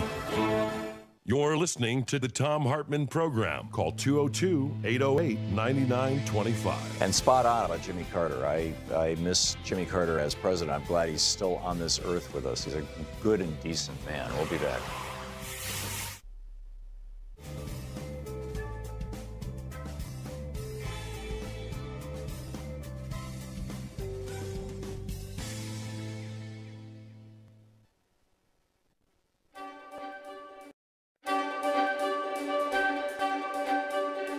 We're reading today in the Thom Hartmann University Book Club from Threshold, the progressive plan to pull America back from the brink. This is chapter 3, page 53. It's titled Population. Sometime between mid-2007 and mid-2008, China exceeded the United States as the single largest emitter of carbon dioxide, dumping an estimated 7 billion tons of CO2 into the atmosphere per year in 2008, compared with the U.S. estimated 6.2 billion tons that year. But China is a vast and populous country. On a per-person basis, Americans are still the most profligate producers of carbon dioxide, with the average American in 2008 directly responsible for around 19.4 tons of greenhouse gas, not to mention the portion of China's emissions that went to make products shipped to and consumed by Americans. Russia, with its less than modern industrial infrastructure, comes in second at around 11.8 tons per person. It's a cold country, and few homes are truly winterized. Then the European Union at 8.6 tons per person, and China at 5.1 tons per person. India, which is rapidly industrializing, is still one of the most efficient per-person nations in the world at 1.8 tons of CO2 per person per year.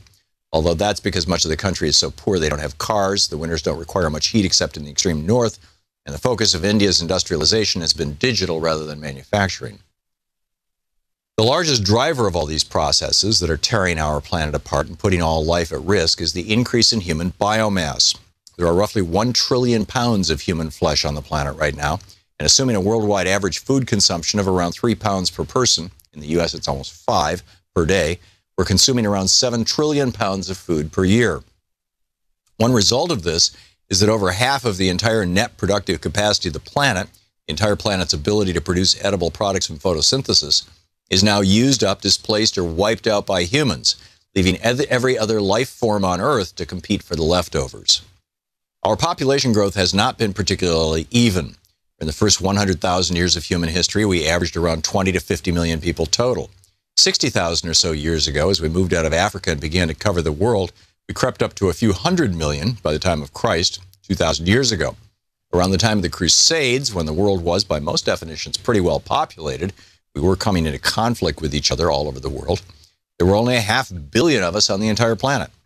Not long after the American Revolution, we hit our first billion humans on planet Earth in 1800. The second billion didn't take 165,000 years. We doubled our population in just 130 years, hitting 2 billion in 1930, just as the United States was sliding into the Republican Great Depression. But that economic debacle didn't slow the growth of human numbers. By the year JFK was sworn in, just 30 years later, the planet had added another billion humans.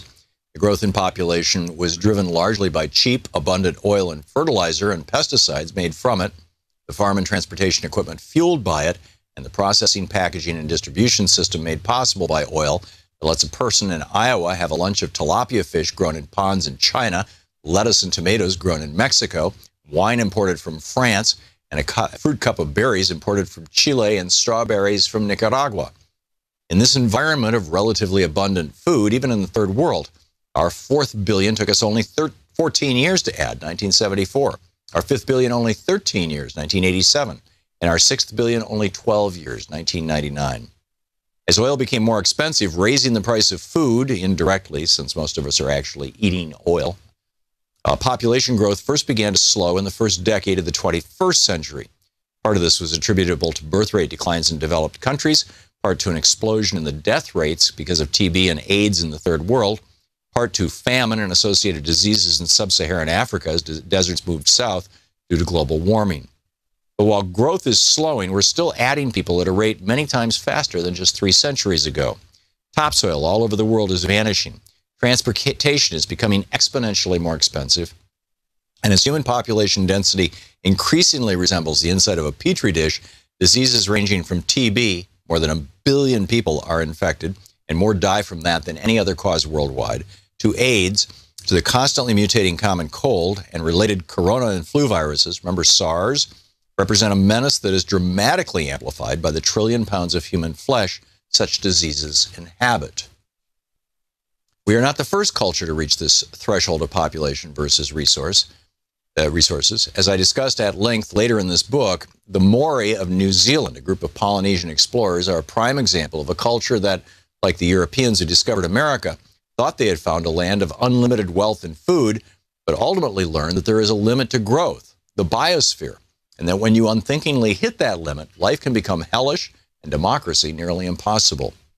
But the concept of a limit to growth, or a finite world, was largely unknown to the classical economists on whose assumptions, formulas, and work our modern economy is organized. In fact, the classical and neoclassical economists, from Malthus to Jean-Baptiste Say to Marx to Friedman, would suggest that the Maori hit the limit not of their biosphere, the ability of the land of New Zealand to produce food, but of their technology. They would correctly point out that today New Zealand houses several million more people than it did when that island nation was entirely populated by Maori. And modern technology has ensured that not only is there enough food, but that surplus agricultural land has been turned to a growing of fuel and medicinal crops. The book is Threshold.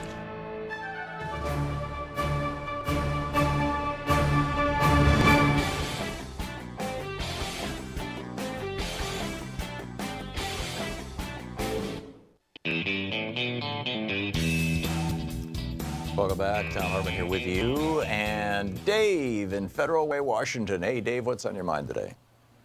Hey, not too much, Tom. It's really interesting that you use Franz von Papen as your example, because I think about that a lot, because Papen supposedly told Hindenburg that they could control Hitler. That's and right. Hindenburg promoted him. Yeah, very creepy. But anyway, that's not why I called. I called to ask about this Republican tax plan, because I was listening to an interview of a guy that was very prominent in the Reagan era and pushing these tax cuts for the wealthy, but now he's against it, supposedly. And he says that the problem with the Trump and the Republican tax plan is there's an unspoken thing. He says that what they never say is it's all contingent on people earning more, but there's no evidence to support wages will increase.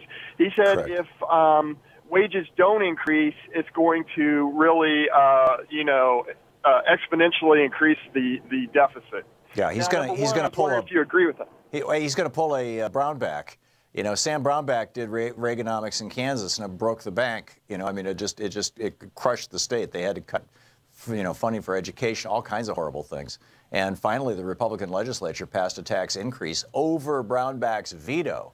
I mean, the guy is so humiliated after destroying his state using Reaganomics, with giant tax cuts, that Trump made him the ambassador to goodwill or something like that. I mean, he's like bailing him out. But yeah, you're absolutely right, Dave. And it's not even all that unspoken. They call it dynamic scoring. And the lie of dynamic scoring is this generation's version of trickle-down economics or supply-side economics, for people who were voting age in the 1980s. And what dynamic scoring says is the exact same thing that trickle-down or supply-side economics said, which is that the more money rich people have, the better the economy will do, somehow magically, because rich people are going to build factories and hire people. And in fact, rich people build factories and hire people in response to demand in the marketplace, not in response to having extra money. When rich people have extra money, they tend to put it in the bank. They buy stocks, they put it in Swiss bank accounts, they hide it, they do everything they can to not pay taxes on it. But they don't build factories and hire people. You don't, I mean, why would you do that just because you have money? That's crazy. You have to meet demand in the marketplace, and demand is 100%, or not largely, 90% driven by wages, and mostly by wages on the bottom half of the economy, or at least So yeah, you're absolutely right, Dave. The whole thing is a lie, and it will not work. It has not worked.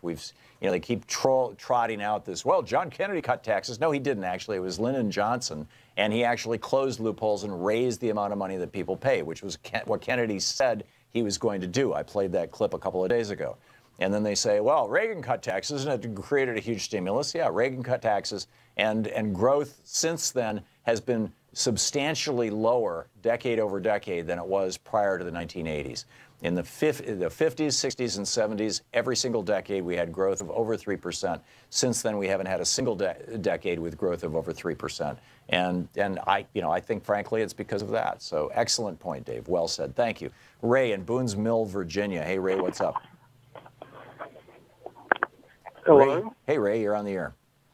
Yeah, I was going to call about a couple of weeks ago. My mother and I went and early voted, and we noticed on the table they had, on the form it says use a black ink pen only, or the marker provided by the election office.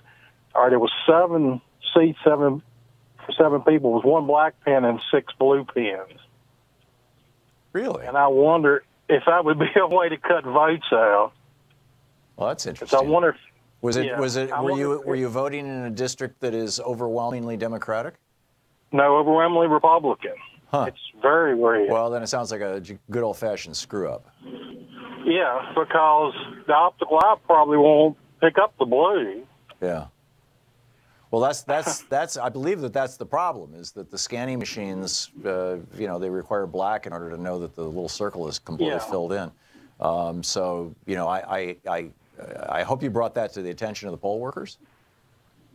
They said this is the only pens we have. I thought, well, you can buy them anywhere, black ink, and they were just your old standard ink pen. Nothing fancy. Yeah, remarkable. Ray, I suspect there's no, perfidy or conspiracy here, but who knows? Who knows? Ray, I got to move along. Thank you for the call. That's an interesting story. Omar in Herndon, Virginia. Hey, Omar, what's up?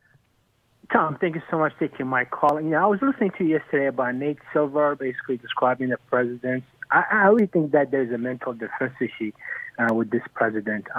My question to you, how does this 25th Amendment process work? Does someone have to sue the president?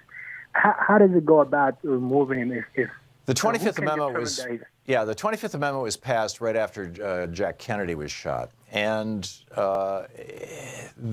you'll recall when Reagan was shot that Alexander Haig, the former general, rushed into the press room and said, "I've got everything under control," and he had no authority to do that, but he basically took the authority and said he had everything under control. But what the 25th Amendment does is, what it envisions. You had Woodrow Wilson had a stroke, Franklin Roosevelt had a stroke, Dwight Eisenhower had a heart attack in his last year in office. A number of our presidents were disabled or incapacitated for days or weeks or months before they actually died. And so the purpose of the 25th Amendment was, looking at the experience in the 20th century of having had several presidents who became incapacitated. How do you handle presidential secession when the president isn't dead? And so what the 25th Amendment says basically is that the people who are closest to the president, people who see him on a regular basis, on an almost, certainly weekly basis, or in some cases almost daily basis, are the members of his cabinet. And so if the majority of the members of the cabinet get together and say, this guy is not fit for office. In other words, he had a stroke, he had a heart attack, he's not waking up again, he's on a feeding tube or whatever, that they can submit this request that the vice president take over. They submit that to the vice president. The vice president then executes this thing, and then the president's office, the executive branch, has a certain number of days to contest it. I think it's 4 or 5 days. It's been a while since I read the 25th Amendment, but it's some variation on that. Am I making sense, Omar? Yes, you are. So, but it wasn't that he picked. Yeah, but it wasn't passed with the idea of what happens if a crazy man is elected, unfortunately. Okay. So it really envisions things like strokes and heart attacks, and in fact, I think if anybody had envisioned a Trump presidency, they would not have put that power in the cabinet, because the cabinet is entirely beholden to the president, right? Every single one of those cabinet members are there because the president put them there, and they can be dismissed because the president can dismiss them.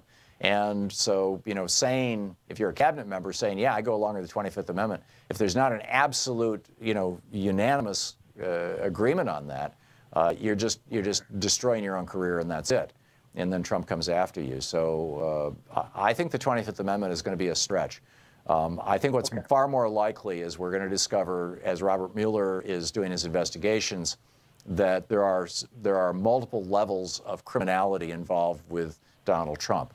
That in his campaign, that Manafort and possibly Flynn, were flirting with other countries. Manafort was, getting $500,000 from Turkey and got a speaking fee in Russia. I think it was $10,000, $20,000, something like that. But Manafort had lived in Ukraine and had worked in those elections for a while. So and appears to be involved in things like money laundering. So I'm guessing that you're going to have criminal things that have to do with money laundering and inappropriate behavior as a real estate developer coming down on Trump, and then they'll impeach him for the same reason that they They said that they were impeaching Bill Clinton, and that is that, you know, Bill Clinton lied under oath, which was a crime. And so when Mueller comes forward and says, here's the actual crimes that Trump has committed, at that point, then the Republican Party will have a rationale for impeachment, but not the 25th Amendment. Okay, thank you, sir. You're welcome. Thanks a lot, Omar. Thanks for the call. Sean, how are we doing on time? About a minute and a half. Oh, great. I can get a caller in here. Bob in Farmington, Missouri. Hey, Bob, what's on your mind? Hey, Tom. A lot of investigations over sexual assaults have been happening, and I was just wondering, how come we can't have a special prosecutor investigate Donald Trump's sexual assaults? Every one of them is an impeachable crime. Well, anything is an impeachable crime. Impeachment is a political process, and high crimes and misdemeanors was purposely vague, as I believe it was Madison pointed out in one of the Federalist papers. Might have been Hamilton. I'm pretty sure, though, it was Madison. That, you know, saying that, you know, we left this vague because we wanted to leave it up to the discretion of future Congresses.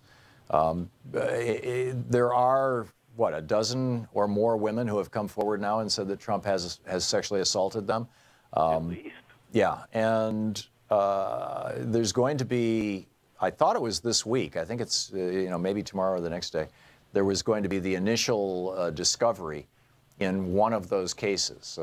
Either Lisa Bloom or as her mom, Gloria Allred, is carrying one of those cases forward. And they're trying to subpoena from Trump, from his campaign, anything that had to do with the campaign's efforts to quell these women, to shut these women up.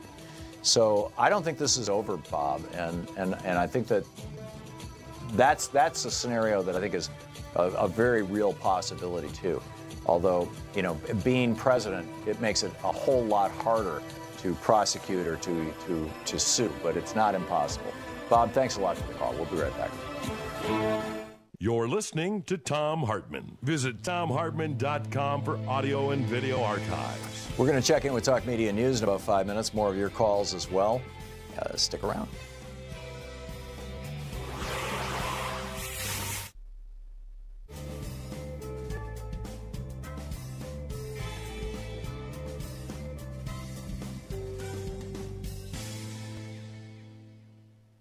And welcome back. Afsene in Chevy Chase, Maryland. Am I mangling your name? Yes, Afsene. Afsene. Hey, that's a great name. So what's up? What's on your mind? Tom, hi. I want to firstly thank you. I've learned so much from you as a new American. Thank you. And I really enjoyed your Catholic teachings reference the other day about how the economy should serve people and not the other way around. And I'm calling, Tom, because I wanted to share with you a beautiful quote from Thoreau. I run a few casual book clubs in the area, Shakespeare, Persian poetry, but also Emerson and Thoreau. Thoreau's essay, Tom, Life Without Principle, I can't recommend enough. The whole essay devotes itself to what freedom means, why Americans freed themselves from political tyranny at the time in Europe. And he questions what that freedom was about. Did Americans free themselves from political tyranny only to then become enslaved to an economic tyranny? And if I may, there's a sentence that he says where Thoreau says, even if we grant that the American has freed himself from a political tyrant, he is still the slave of an economical and moral tyrant. And in light of the fact that 51% of the country is now cited as poor, earning $30,000 or less, I think it's time to dig up these guys. These are masterful American thinkers and honoring them. Wanted to share that with you. Yeah.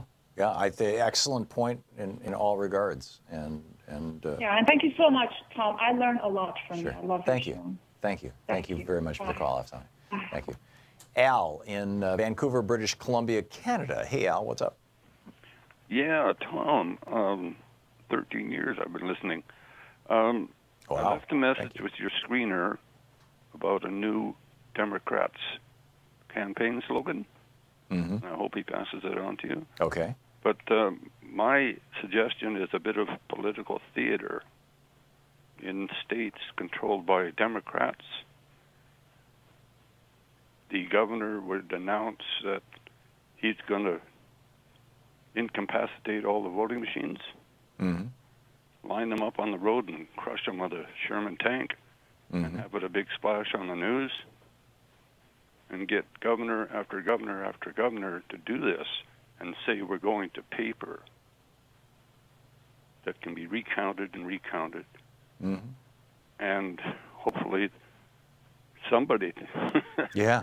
Did you know what the Irish did when they tried our voting machines, Al? Pardon? Ireland, one of the voting machine companies, when we nationally adopted voting machines in 2002 with the Help America Vote Act, Ireland thought, well, maybe we should do this. And their economy was booming and everything. And so somebody went over there and gave them a big sales pitch. And they bought a bunch of American voting machines. And they used them in one election. And then after that election, they sold them for scrap metal. They did not even allow them to be sold as computers. They had to be sold by the pound as scrap metal so that they would be destroyed before they were delivered. Because they didn't want anybody else to make the mistake of using these damn machines. So, yeah, Al, I'm with you. I think the voting machines are an abomination. Privatizing our elections is the greatest sin against democracy, one of the greatest sins against democracy in my lifetime. Al, thanks for the call. Very, very well said. We'll be back in just a moment.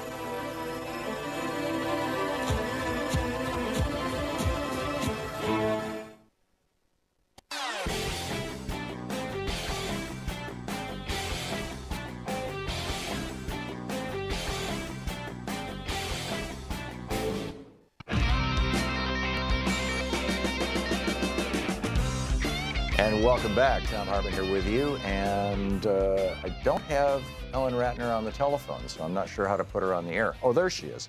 Okay, great. Let's check in with Talk Media News and find out what's going on in the world today. This report brought to you by goatsfortheoldgoat.com and Loving What You Do, a new book by Ellen Ratner. And here's Ellen herself. Hey, Ellen. Well, thank you so much. What's really interesting is that, there's been a lot of talk about Jeff Flake on the floor of the Senate yesterday, but he wrote an op-ed in the Washington Post today in which he invokes the McCarthy hearings and the end of the McCarthy hearings when McCarthy was asked, have you no decency? Right. Well, I was really shocked when I read it. I was like, whoa, this guy's really going after him. No, he's really upset. But then last night, Jeff Flake and Bob Corker both voted to make it impossible for you and I to participate in class action lawsuits against banks.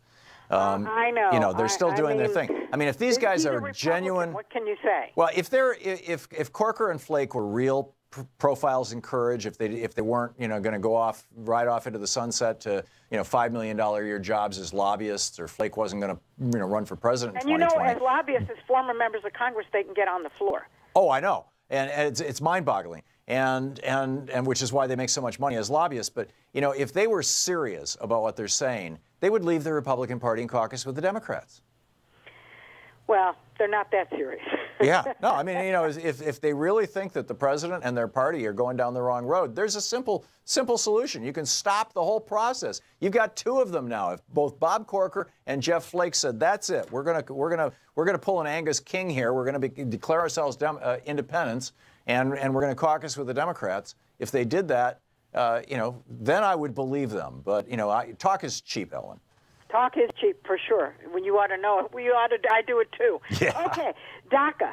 Nancy Pelosi says she wants it passed.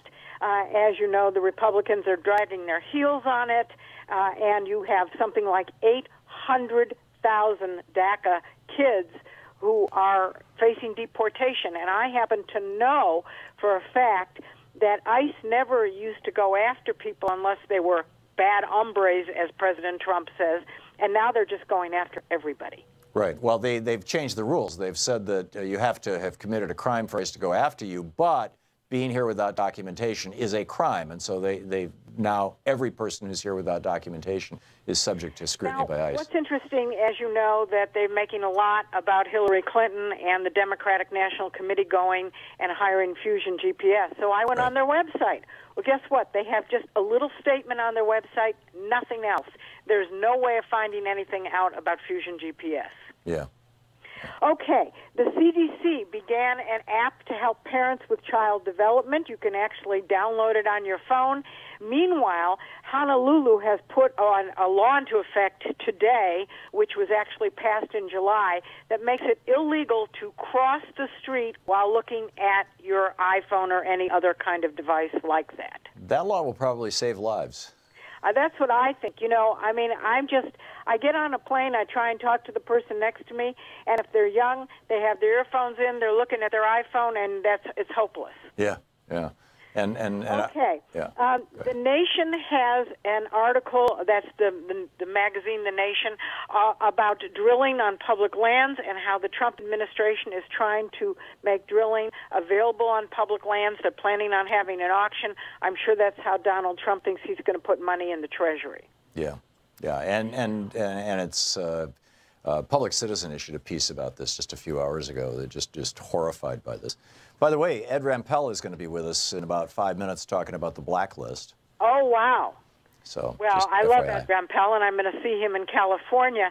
I'm actually going to be at the 70th anniversary of the Blacklist. My cousin is going to be reading his father's testimony. He made that movie with all blacklisted actors, writers, producers called Salt of the Earth. Paul Jericho was his name. And I'm actually going to be reading some testimony as well. Wow. Good on you, Ellen. That's I'm great. excited about it. Yeah. Okay. President George W. Bush apologized to actress Heather Lynn. He said, well, he didn't mean to hurt her. However, it looks like the person who was taking the photograph said that this kind of thing basically happens. And his wife, Barbara Bush, apparently rolled her eyes when this happened. Apparently, George Bush pinched her in the rear end while he was in his wheelchair. Right. This is George H.W. Bush, the elder. Yes. Right. Yeah, and this was just a year ago. So he's being a dirty old man, basically. Okay. The Human Rights Campaign went after Roy Moore for his stance on the Obergefell decision. Now, what's so fascinating about this decision is that basically he compared it to the Dred Scott ruling and said it goes against God to have gay marriage. I mean, what planet is this guy on? And unfortunately, he might get elected. Yeah, it's... Okay. The other couple interesting things, Fats Domino dies. Now, you and I remember him, but a lot of younger people will not. He was 89 years old. He was famous for his song Blueberry Hill and I'm Walking. At one time, he sold only second in terms of records to Elvis. Right, yeah. And Elvis was, part of that whole movement, him and Pat Boone, by the music industry, to basically rip off black musicians, put their music in the mouths of white musicians who were acceptable, in quotes, to white America back in the 50s and 60s. It was very interesting time. Well, Fats Domino really broke the color line, I think. Yeah, he broke through in many regards, but he still was facing, the problem of his music just being, appropriated. X'd out. Constantly by all kinds of people. It's just, so, anyway. Okay, and today it's very interesting. MIT has their smart people going after things, and one of the things they did is they have an app now which goes into your car, and it's a diagnostic system. They say it could save the average driver $125 a year. It will improve their overall gas mileage by a few percentage points. And they say for trucks, it could be a saving of $600 a year. And what it does is it says whether your car needs maintenance, whether your tires need some air, etc.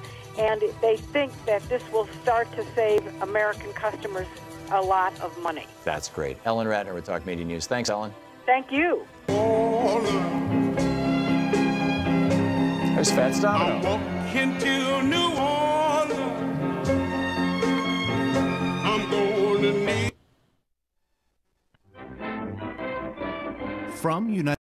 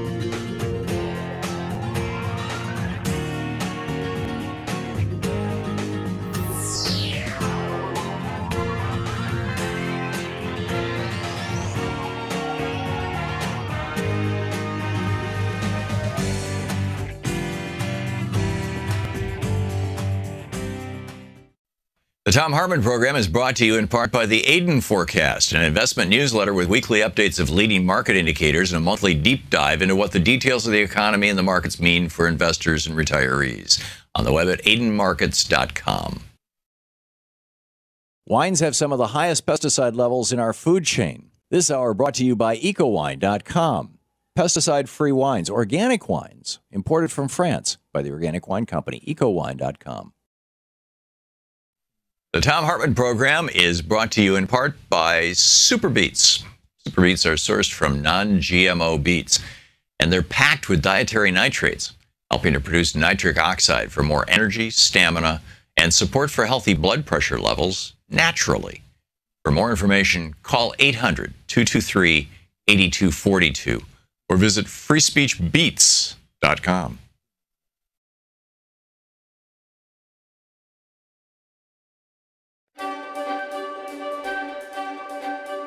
It's the Thom Hartmann University Book Club. Today we're reading from Medea Benjamin's new book, Kingdom of the Unjust, Behind the U.S.-Saudi Connection.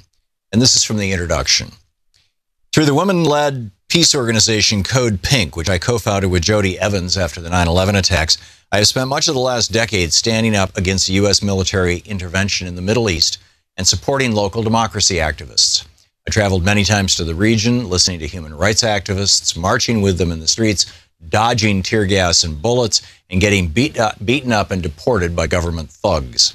I have seen firsthand the deadly effects of U.S. foreign policies. The 2003 U.S. invasion of Iraq destroyed the lives of millions, including many of my dear friends, and unleashed the sectarian hatred that later gave birth to the Islamic State. I recall a conversation with my Iraqi colleague Yanar Mohammed, daughter of a Shiite father and a Sunni mother, and founder of the Organization of Women's Freedom in Iraq. When I asked her what was the most notable legacy of the U.S. invasion of her country, she gave the chilling response: we, Sunnis and Shia, learned to hate each other. In another part of the Middle East, U.S. military support for Israel has wreaked havoc on the lives of Palestinians and aroused the ire of people throughout the region. Continuous U.S. military interventions, from drone warfare in Yemen to overthrowing Muammar Gaddafi in Libya to funneling an endless stream of weapons into the region, have unleashed new levels of violence. But the United States is not the only nation whose massive footprint has been trampling on the lives of people in the Middle East. The other nation is Saudi Arabia, an oppressive monarchy that denies human rights to its own people and exports extremism around the world.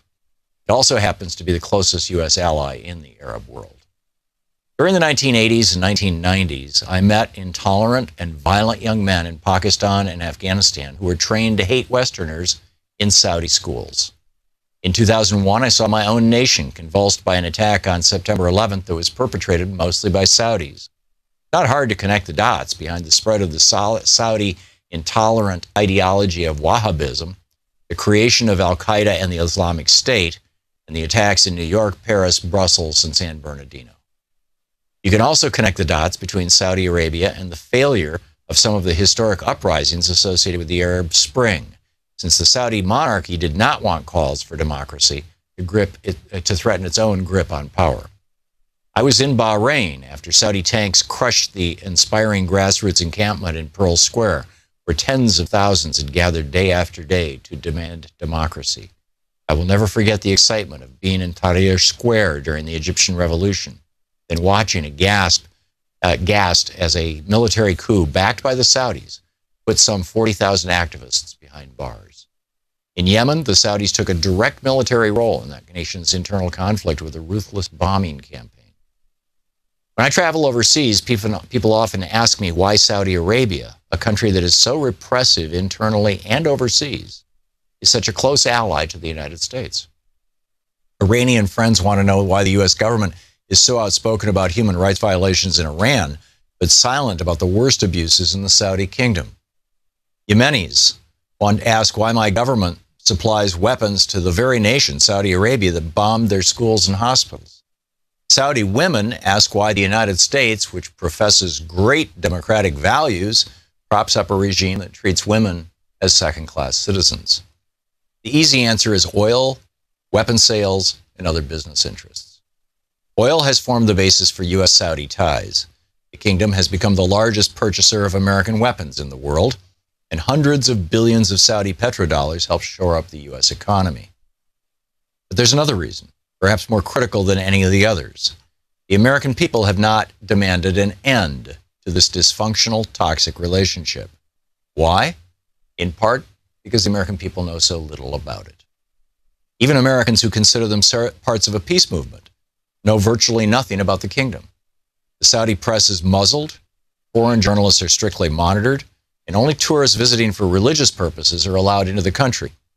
Add to that a Saudi lobby that lines the pockets of U.S. think tanks, such as the Middle East Institute, Ivy League universities, such as Harvard and Yale, and influential institutions from the Clinton Foundation to the Carter Center. This checkbook diplomacy helps put a happy face on the abusive monarchy and silences its critics. So we have a lot to uncover. This book is meant to be a primer, giving readers a basic understanding of how the kingdom holds on to power internally and tries to influence the outside world. It looks at the founding of the Saudi state, the treatment of dissidents, religious minorities, women, and migrant workers, the spread of Wahhabism, the kingdom's relationship with the West, and its role in the region, and what the future might hold. As we delve into the inner workings of this dystopian regime, don't mistake criticism of Saudi Arabia for Islamophobia. This book is not a critique of Islam, but a critique of three intertwining factors that have shaped the Saudi nation: the extremist interpretation of Sunni Islam, known as Wahhabism, the appropriation of the Saudi state by one family, and Western support for this dynasty. Criticizing Saudi Arabia should not be equated with support for Saudi's nemesis, Iran. The Iranian government is guilty of some of the same abuses as the Saudis. Book Kingdom of the Unjust.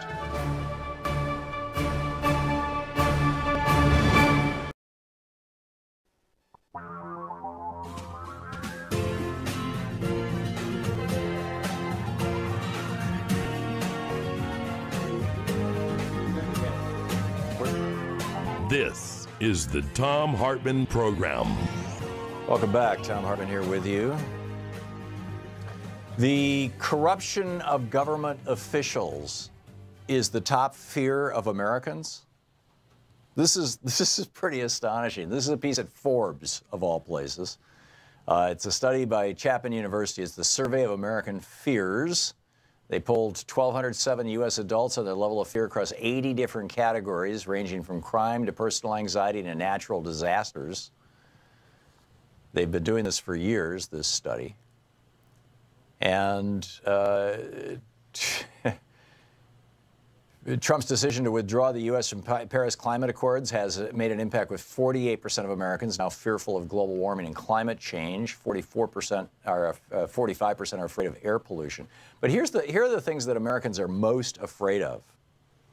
And I find this absolutely amazing. Number one on the list is corrupt government officials. 74% of Americans say that they're afraid of corrupt government officials. Now, I guarantee you that number would not have been anything close to that prior to the Reagan administration. Wouldn't have been there. So we got Ed. Great. And I'm going to continue with this list in just a minute. But first, we have a guest on the line. Ed Rempel is with us. He is the film historian, writer, and senior editor at the Hollywood Progressive, organizer of the 70th anniversary of the Hollywood Blacklist Tribute.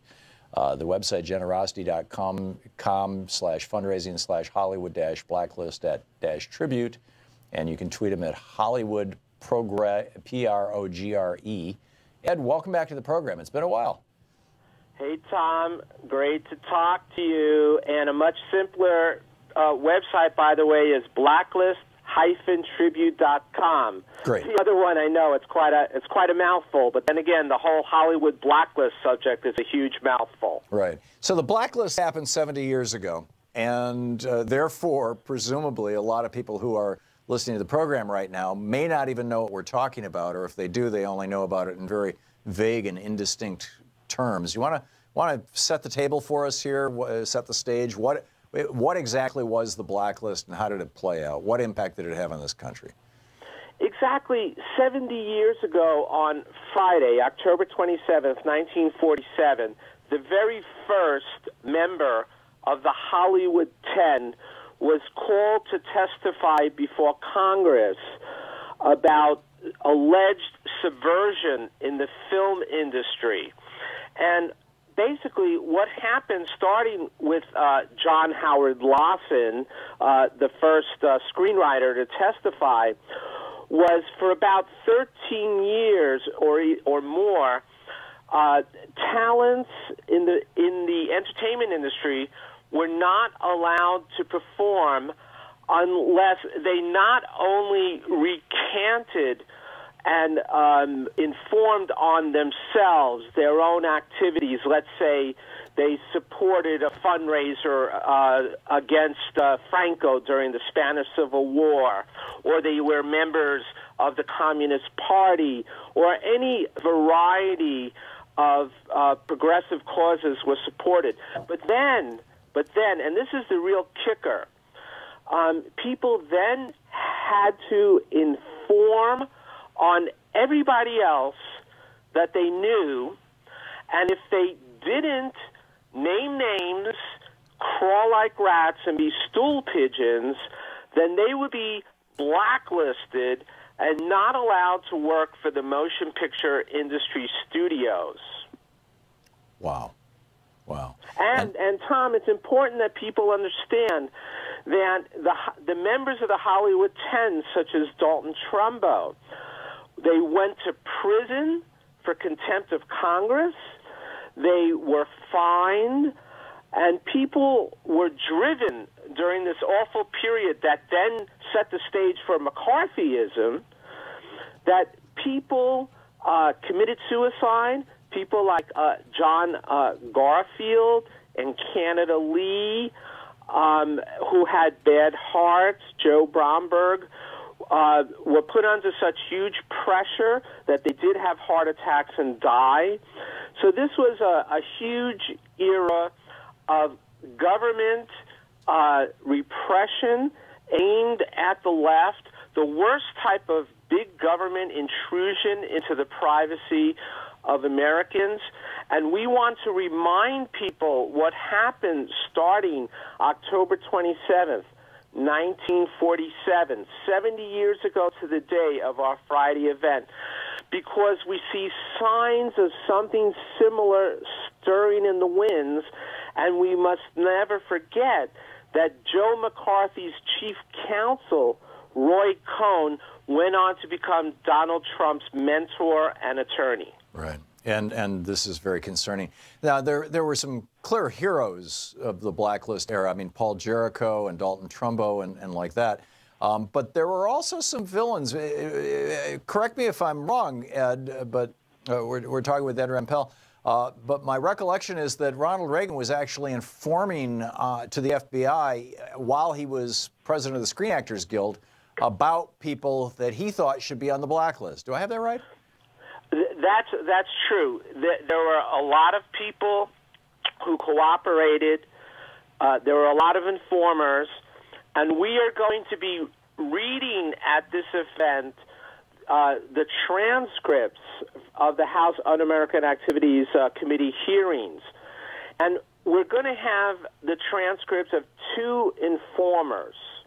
However, what we are stressing and what we are focusing on is the heroic resistance of people, whether it was Zero Mostel, the great comedian, or the screenwriter Albert Maltz, the actress Madeline Lee, John Garfield, and many others.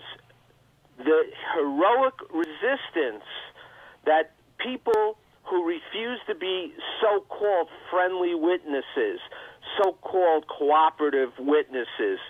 And this is what we're really concentrating on, although we will have testimony from two of the informers read.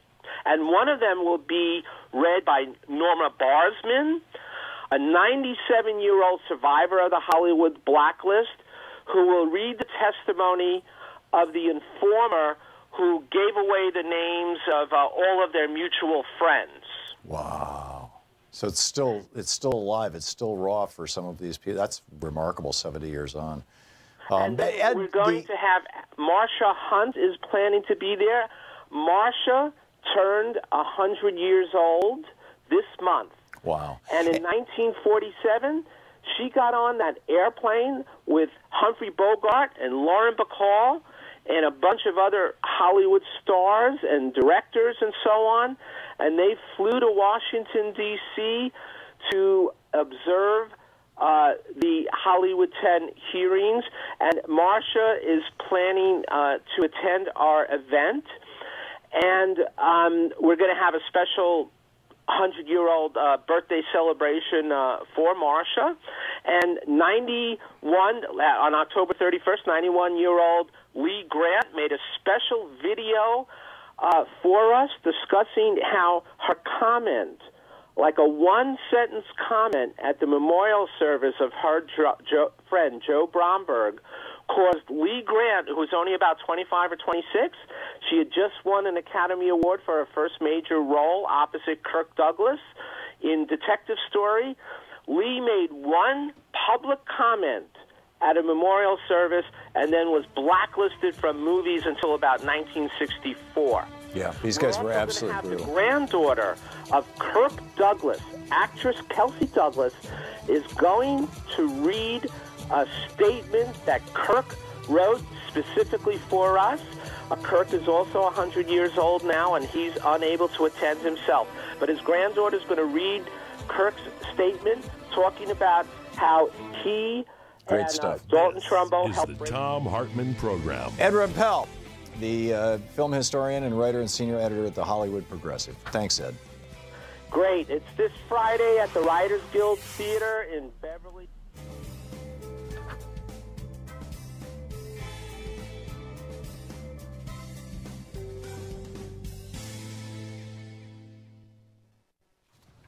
And welcome back. Scott in Canaan, Maine. Hey, Scott, what's on your mind today? Oh, not a lot, Tom.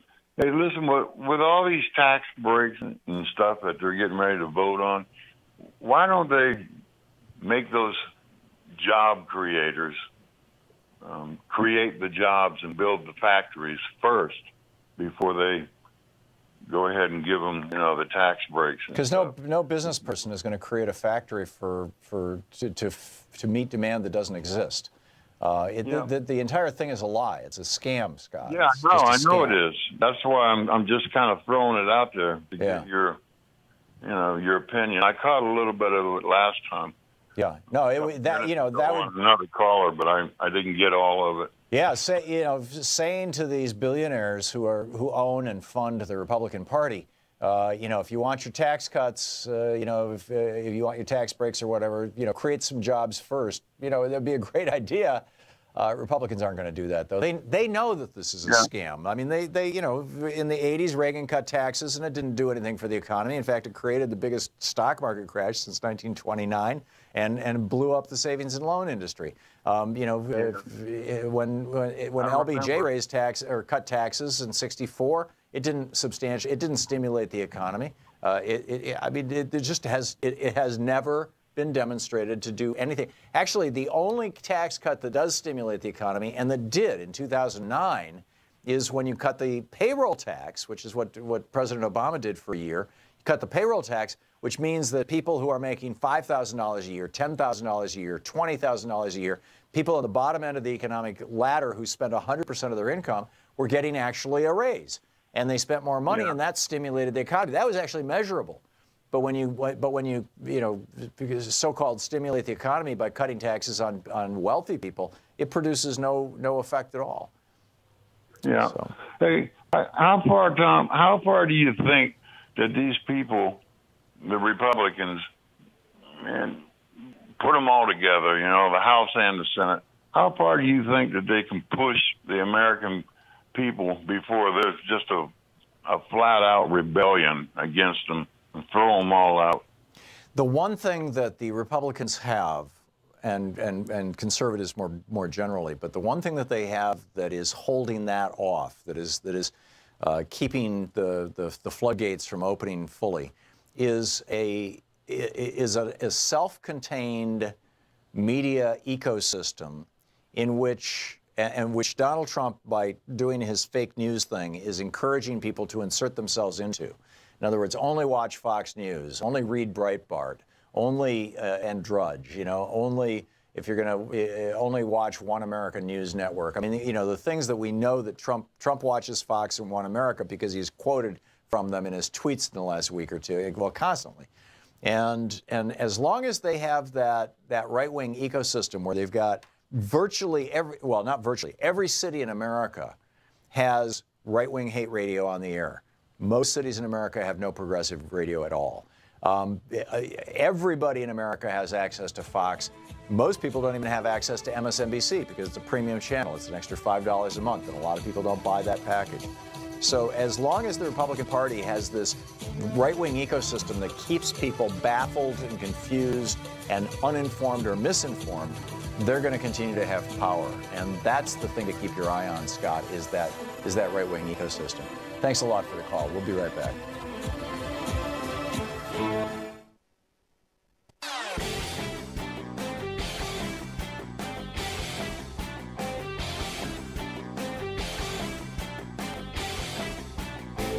Do you own or operate a service business? If so, check. Hi there, I'm Marie with Free Speech TV. Your support, whether through giving donations, volunteering, or spreading the word about Free Speech TV, has made it possible for the only independent progressive news network to exist. And for that, I want to say thank you. Now you can give to the network powered by the people by donating an unwanted or used vehicle through our Vehicles of Change program. If you have an old car, RV, or even a motorcycle, Free Speech TV can use it to grow and thrive. You can make a bigger difference in supporting Free Speech TV by giving an old car. It's a great way to support the network without having to dig into your bank account. Just call 877-378-8669 and ask for more information about Vehicles of Change. Again, the number to call is 877-378-8669. If it has a VIN, we'll take it in. Thank you.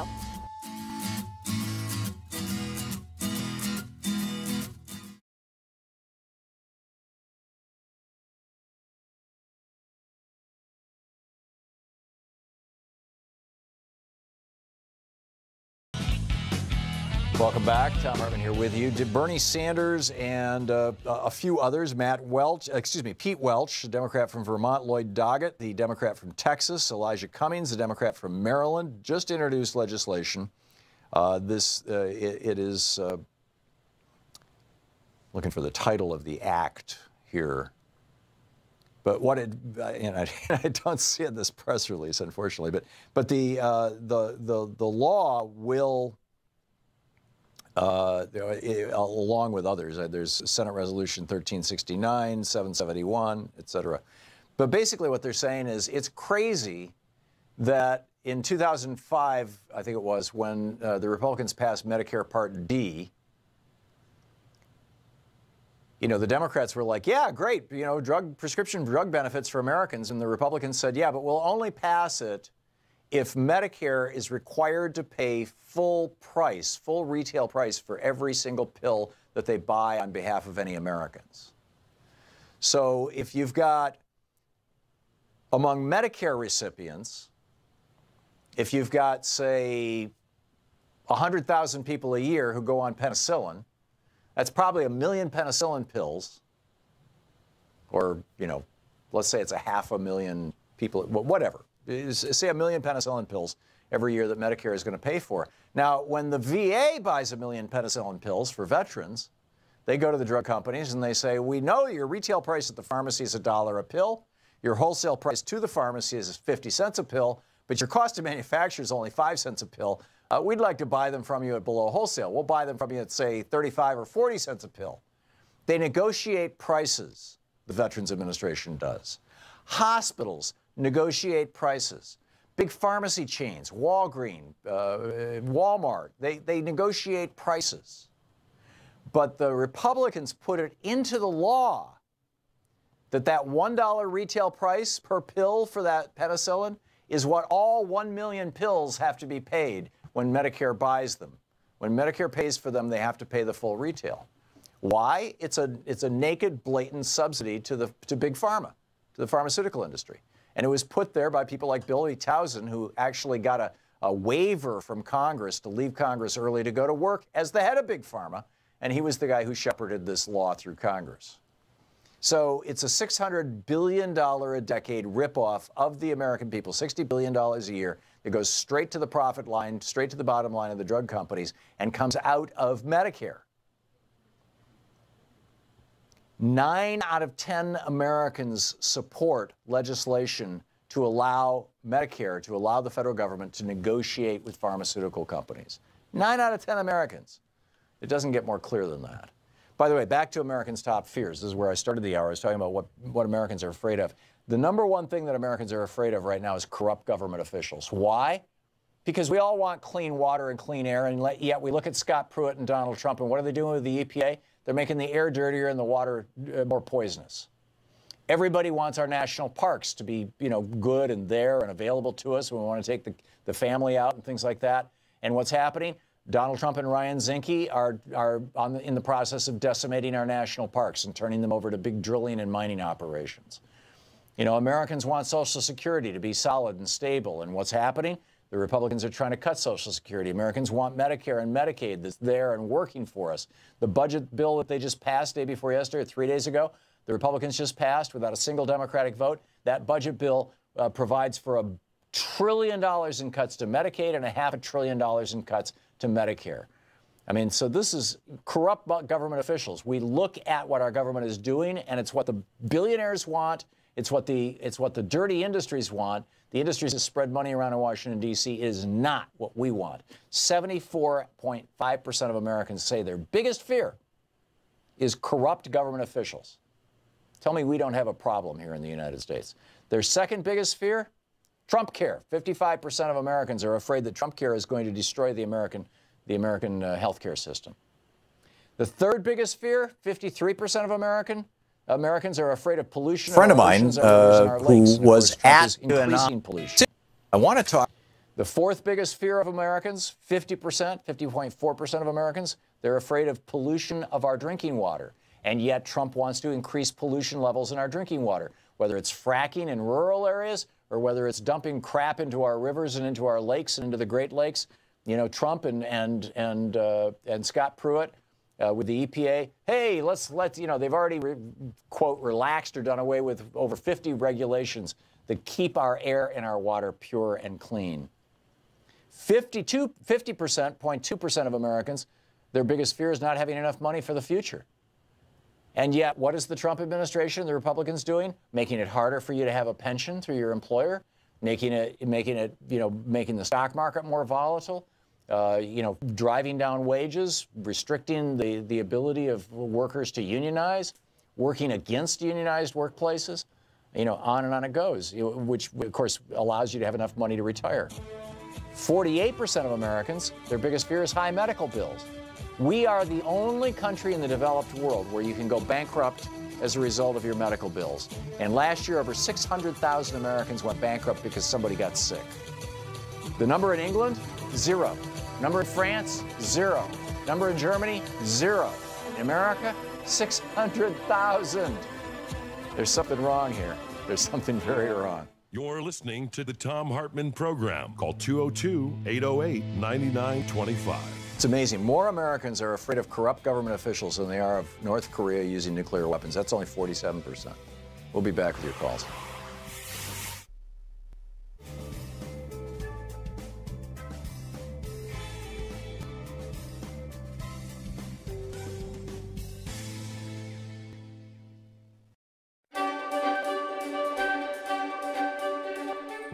It's the Thom Hartmann University Book Club. Today we're reading from the Thom Hartmann Reader, and this is from page 39, chapter titled An Informed and Educated Electorate. The epigraph, the quote that opens the chapter, is from Thomas Jefferson. If a nation expects to be ignorant and free in a state of civilization, it expects what never was and never will be. Whenever the people are well informed, however, they can be trusted with their own government, that whenever things get so far wrong as to attract their notice, they may be relied upon to set them right. Into the chapter. Talk radio news service based in Washington, D.C. is owned and run by my dear friend Ellen Ratner. Ellen is an experienced and accomplished journalist, and a large number of interns and young journalism school graduates get their feet wet in reporting by working for her. In March 2010, I was in Washington for a meeting with a group of senators, and I needed a studio from which to do my radio and TV show. Ellen was gracious enough to offer me hers.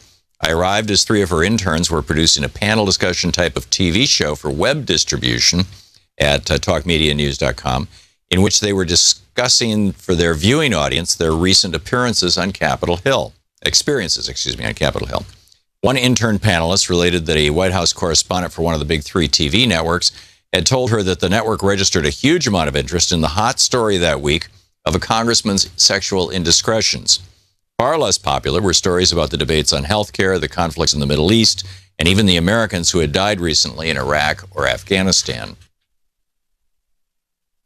The intern said, so that's the story they have to run with on the news, relating the substance of the network's correspondents' thoughts, because that's what the American people want to see. If the network doesn't give people what they want to see, viewers will tune away and the network won't have any viewers, ratings, or revenues. The other 2 interns commiserated with the first about what a shame it was that Americans wanted the titillating stories instead of the substantive ones, but they accepted without question that the network was therefore obliged to, quote, give people what they want, end quote. When they finished their panel discussion, I asked these college students if they knew that there was a time in the United States when radio and TV stations and news networks broadcast the actual news instead of infotainment because the law required them to. None of them had any idea what I was talking about. But the reality is that from the 1920s, when radio really started going big in the United States, until Reagan rolled it back in 1987, federal communications law required a certain amount of public service programming from radio and television stations as a condition of retaining their broadcast licenses. The agreement was basic and simple. In exchange for the media owners being granted a license from the Federal Communications Commission to use their airwaves, owned by the public, they had to serve the public interest first, and only then could they go about the business of making money. If they didn't do so, when it came time to renew their license, public groups and individuals could show up at public hearings on the license renewal and argue for the licenses being denied. One small way that stations lived up to their public service mandate was by airing public service announcements for local nonprofit groups, community calendars, and other charitable causes. They also had to abide by something called the Fairness Doctrine, which required them to air diverse viewpoints on controversial issues. Separately, during election campaigns, broadcasters had to abide by the equal time rule, which required them to provide equal airtime to rival candidates in any election.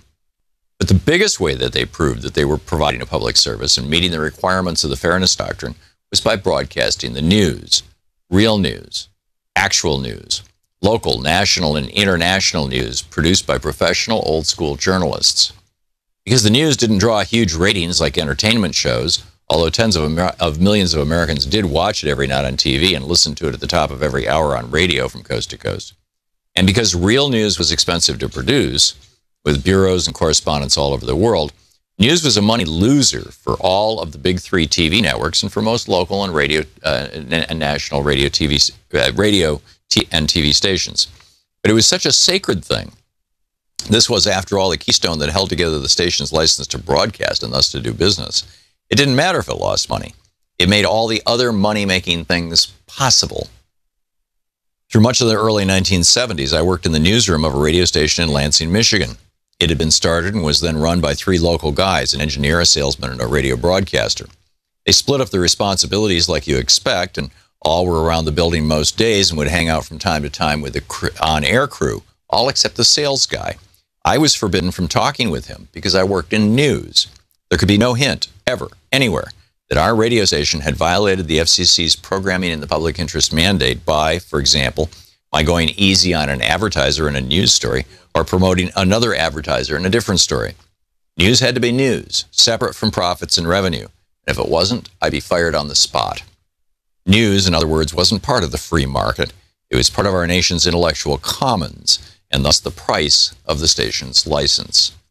After Reagan blew up the Fairness Doctrine in 1987, 2 very interesting things happened. The first was the rise of right-wing hate speech talk radio, starting with Rush Limbaugh that very year. The second, which really stepped up after President Bill Clinton signed the Telecommunications Act of '96, was that the money-losing news divisions of the big three television networks were taken under the wings of their entertainment divisions and wrung dry. Foreign bureaus were closed, reporters were fired, stories that promoted the wonders of advertisers owned by the same mega corporations began to appear, and investigative journalism began to die.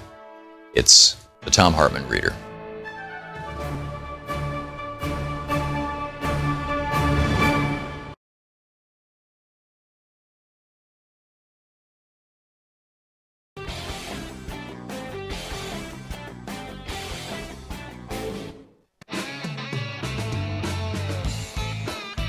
Welcome back. Thom Hartmann here with you. This is pretty amazing. I mean, Jeff Flake writing this piece in the Washington Post and basically, saying, what? He's going back to Mr. Welch, who blew up Joe McCarthy by saying, have you no shame at long last, sir? Have you no shame about how you're destroying this young man's career? When McCarthy was going off on this young army guy and accusing him of being a communist and whatnot. And that was really the end of the line for Joe McCarthy.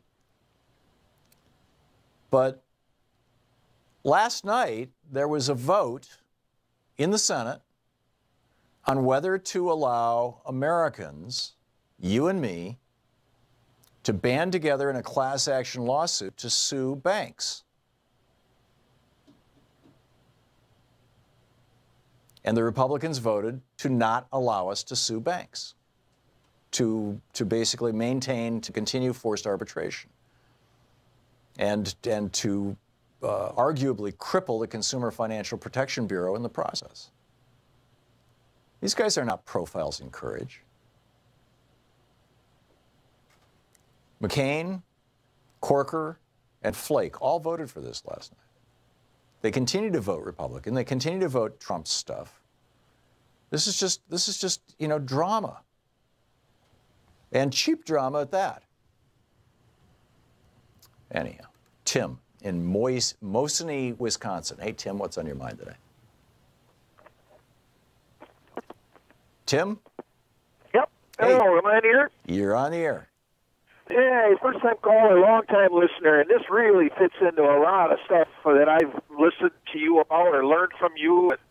My family, we have land and property within the Foxconn situation. I'm sure you're aware of in Wisconsin, southeast Wisconsin. You're talking about the company that makes Apple products in China building a factory in Wisconsin now that Scott Walker's giving them. Scott Walker offered $3 billion of Wisconsin taxpayers' money to come here. Right. This thing is just laden with all kinds of issues.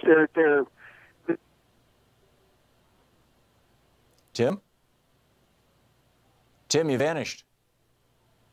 I don't know what happened to Tim. They had told all of them to keep quiet, and now they're going around telling all the homeowners that they're going to lose their homes to eminent domain. Right. So you've got farmers that are going to walk away millionaires, and you've got homeowners saying you're going to get fair market value and hasta la vista. I've also learned recently that this Foxconn plant is going to be emitting huge amounts of heavy metals into the environment. Mm-hmm. One of the reasons they really like this area is because of Lake Michigan. They're going to draw millions of gallons of water, and one of the ways that they can meet pollution is because they're going to dilute as much as they can the stuff that they release into the environment, but it's still not going to reduce the fact that, or change the fact that they are still going to emit a lot of heavy metals into the people stand a lot to lose in that area for their groundwater. It's just, and there's a lot of political corruption going on with all of this. People are being told very little things at the township meetings. There's a town called Mount Pleasant that this is happening in. They're giving people very little answers. There's the broker company that's doing all the farmland. The owner is a huge donor to Scott Walker. Actually, gave so much that he got almost fined or in trouble over it because they were donating too much. Mm-hmm. There's a company now that's being offered some construction projects in Milwaukee. Find out they're a top donor of Scott Walker's. The This is like the whitefish thing down in Puerto Rico, you know, where this two-man company in Whitefish, Montana, Ryan Zinke's hometown, was hired to the tune of $300 million to put back together the Puerto Rican power grid. And we the people, were paying $80 per day per person for food to the contractor. We don't know how much of that is ending up in the hands of the people who are actually doing the work. We're paying over $300 an hour for the workers. Again, we have no idea how much the workers themselves are being paid. This is what we're paying to the contractors. We're just being totally ripped off by this company, apparently, you know, from what I'm reading in these newspaper articles, from this company out of Whitefish, Montana, that are like, you know, major donors to the Trump campaign and to Ryan Zinke. It's like this kind of corruption. You're describing it with Foxconn and Scott Walker in Wisconsin. You know, these kind of situations. If you've got Republicans, you've got this kind of corruption. It's just this is their DNA. I mean, they actually believe this is how things should be, and that's the problem. Tim, thanks for the heads up on that. That's a horrible story, and I hope you call back and we can continue the conversation. You know, a little later on. Sherry in Dallas, Texas. Hey, Sherry, what's on your mind today? Well, I want to bring to the mind of the Americans about the undocumented young lady who is here in Texas in a federal facility. She had her abortion today, did she not? She got pregnant. They were in the facility, so who impregnated them? Because there's 12 girls. Think about it. That's a good question. They're not 20 weeks yet. So you're thinking that that federal facility has committed a crime against those young girls. They raped them, actually. Well, because they've used their powers of authority to take something from them physically. Yeah, that's not uncommon. They've actually raped them. Yeah, it's I don't know that for a fact, Sherry, but that sort of thing happens in women's prisons a lot, and these immigration prisons that are being built by private for-profit companies. They're cutting corners. They're you know, shoddy oversight. But remember, these people are undocumented. They are in the custody of the federal government. Right. So those people that are guarding them are federal agents. Or employees of. Actually, I think they're employees of contractors that the federal government has hired. So, even so. But you know, I get your point. They are representing the federal government. Yeah. And by those young girls being pregnant, they have a right to have citizenship. As a matter of fact, by federal law, they have to go in there and give them their citizenship. They can't even send them back to their country. No, it goes to their children. Just because you give birth in this country. No. See, what people fail to realize is that when they allow them to be assaulted in a federal facility, it's automatic. It's automatic citizenship. You can't send them back. Well, I wish that was the case, Sherry. It is the case. Check the federal statutes. Okay, can you give me They have an executive order. A law name or number? Go and check executive orders that was signed by President Obama. I think it's 13602, if I'm not mistaken. Okay. All right? Sure. Now, the thing is this. They have federal protection right now. Once they file that lawsuit, as a matter of fact, each and every girl that's pregnant right now should file a lawsuit, a federal lawsuit against the United States. And the reason being is because of the pregnancy. They didn't get pregnant before they entered that facility. They got pregnant after they entered that facility. Right. The federal government is supposed to pay for that abortion. They're not supposed to seek any sponsors. It's the federal government's responsibility. They can't stop them from having an abortion. They can't. Well, and the man who's over the immigration situation that's going on, he is supposed to be fired because it's his duty to make sure that they are protected. See, sure, you're why people are not raising sand about this. How do these teenagers get pregnant after they enter the federal facility? I agree, and I would like to see some hell raised about this. Doesn't make any sense. Nobody's thinking about that. Yeah, no, we want them to go back to their country. As a matter of fact, if you look at it, the Anglo-Saxons in this country, this is not no white man's country. This country belongs to the Native Americans that were here. Yep. They always say they're indigenous. You're not indigenous if you're surviving off the land. You're not poor. Right. You're not poor. Yeah, they were the first people. Sherry, excellent points all, and I will look up that law, and I've got to move along. But thank you for the call. It's great hearing from you. And you're spot on. You know, this is a big deal. How did these girls get pregnant? I would love to know. Richard, as a matter of law, not as a matter of drama. Richard in Vancouver, Washington. Hey, Richard, what's up? Good day, Tom. This is Richard McCluskey, Executive Director of CHAP, Concerned Humans Against Poverty in Vancouver, Washington. We are dedicated to doing what we can to eliminate poverty locally and in this nation, and we do so locally with service to our homeless neighbors in terms of meal service, advocacy, and changing the conversation about homelessness and poverty. I just wanted you, Tom, to be aware of the Poor People's Campaign, which was started back in by Dr. Martin Luther King on battling the three pillars of social injustice, militarism, and wealth inequality in this nation. And it ended with his death and is being restarted by Reverend William Barber of Moral Mondays fame. Yeah, who's a reasonable and appropriate heir to that crusade, as it were, to that campaign. Richard, is there a website for your group?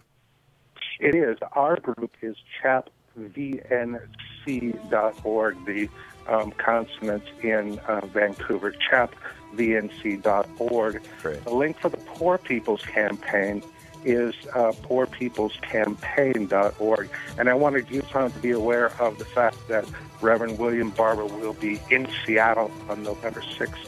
Oh, that's great. To present the beginnings of this. That's great. And Richard, I've got to run, but thank you very much for the information. We'll be right back. You're listening to Thom Hartmann. Visit thomhartmann.com for audio and video archives. Back with more of your calls right after this.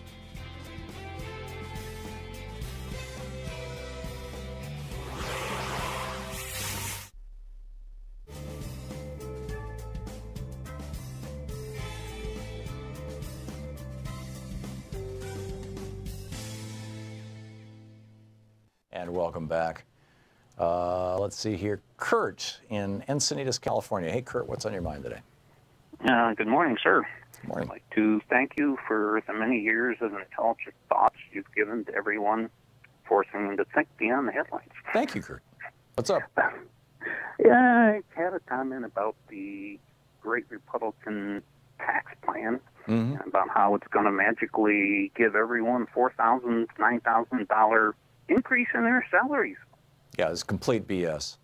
I know. I'm an engineer. I've never seen it happen. We've tried it 3 or 4 times. It's never happened. But, okay, I might give them the benefit of the doubt, as I think Walter said earlier, if they prove it first. Yeah. I'm a self-employed person and have been for 30 years. I've never gotten a tax credit or deduction that I can't prove. What do you mean? So, you don't get you can't deduct mortgage interest unless you get the 1099 saying you actually had a mortgage and this is how much interest you paid. I see. Okay. And that's the same throughout every piece of the tax code I've ever had to deal with. So why should we give corporations a tax break, a deduction, based upon the PR release? Yeah, based on the hope that in response to this, they're going to do wonderful things for us, or give more money to billionaires in the hopes that they'll be more philanthropic. It's crazy. It's nuts, but if they do it, fine. I might be willing to give them a tax break, but fine at the end of the year. They're not doing it, and they're not going to. Yeah, well said. Kurt? No, very, very well said. Kurt, I want to get one more call in before the break here, but thank you very much. I appreciate it. Robert in Casper, Wyoming, watching Free Speech TV. Hey, Robert, what's up? Tom, good to talk to you. I'm sure you've read this book, or you're going to read it, David Vine's book on Base Nation. And I'll tell you, Tom, it's a real eye-opener. I hear, well, we don't have money for this, we don't have money for that. But according to Mr. Vine and his statistics, we have $100 billion annually for these overseas bases. Anyway, Tom, I called up my representative in Washington, Miss Cheney, and I asked, where's the congressional authority for troops in Niger? Yeah. And the guy says to me, well, I don't understand your question. I said, you don't understand. I'm asking you a simple question. Where is the congressional authority about sending American combat troops into Niger? And by the way, they were first sent there in 2013 by Mr. Obama. So it doesn't matter. And if you read Vine's book, whether it's Obama or Trump or who the heck ever, since 1939, America has been building overseas bases to protect us from the bad guys. Right. I don't know how the Nigerians are going to get here. I understand it's landlocked. They don't have a navy. Yeah. But it's a real eye-opener, Tom, is that we have all this money, yet we don't have money for basic health care in the United States of America. I'm befuddled. It's a matter of priorities, Robert. We have chosen since the Reagan Revolution, which has sustained itself through 2 Democratic presidencies, by the way. We have chosen since the Reagan Revolution to prioritize money for big corporations and for military operations over money for people. And the Republican Party has driven that prioritization, but the Democratic Party has gone along with it. And it's a terrible thing. Robert, thank you for the call. We'll be right back.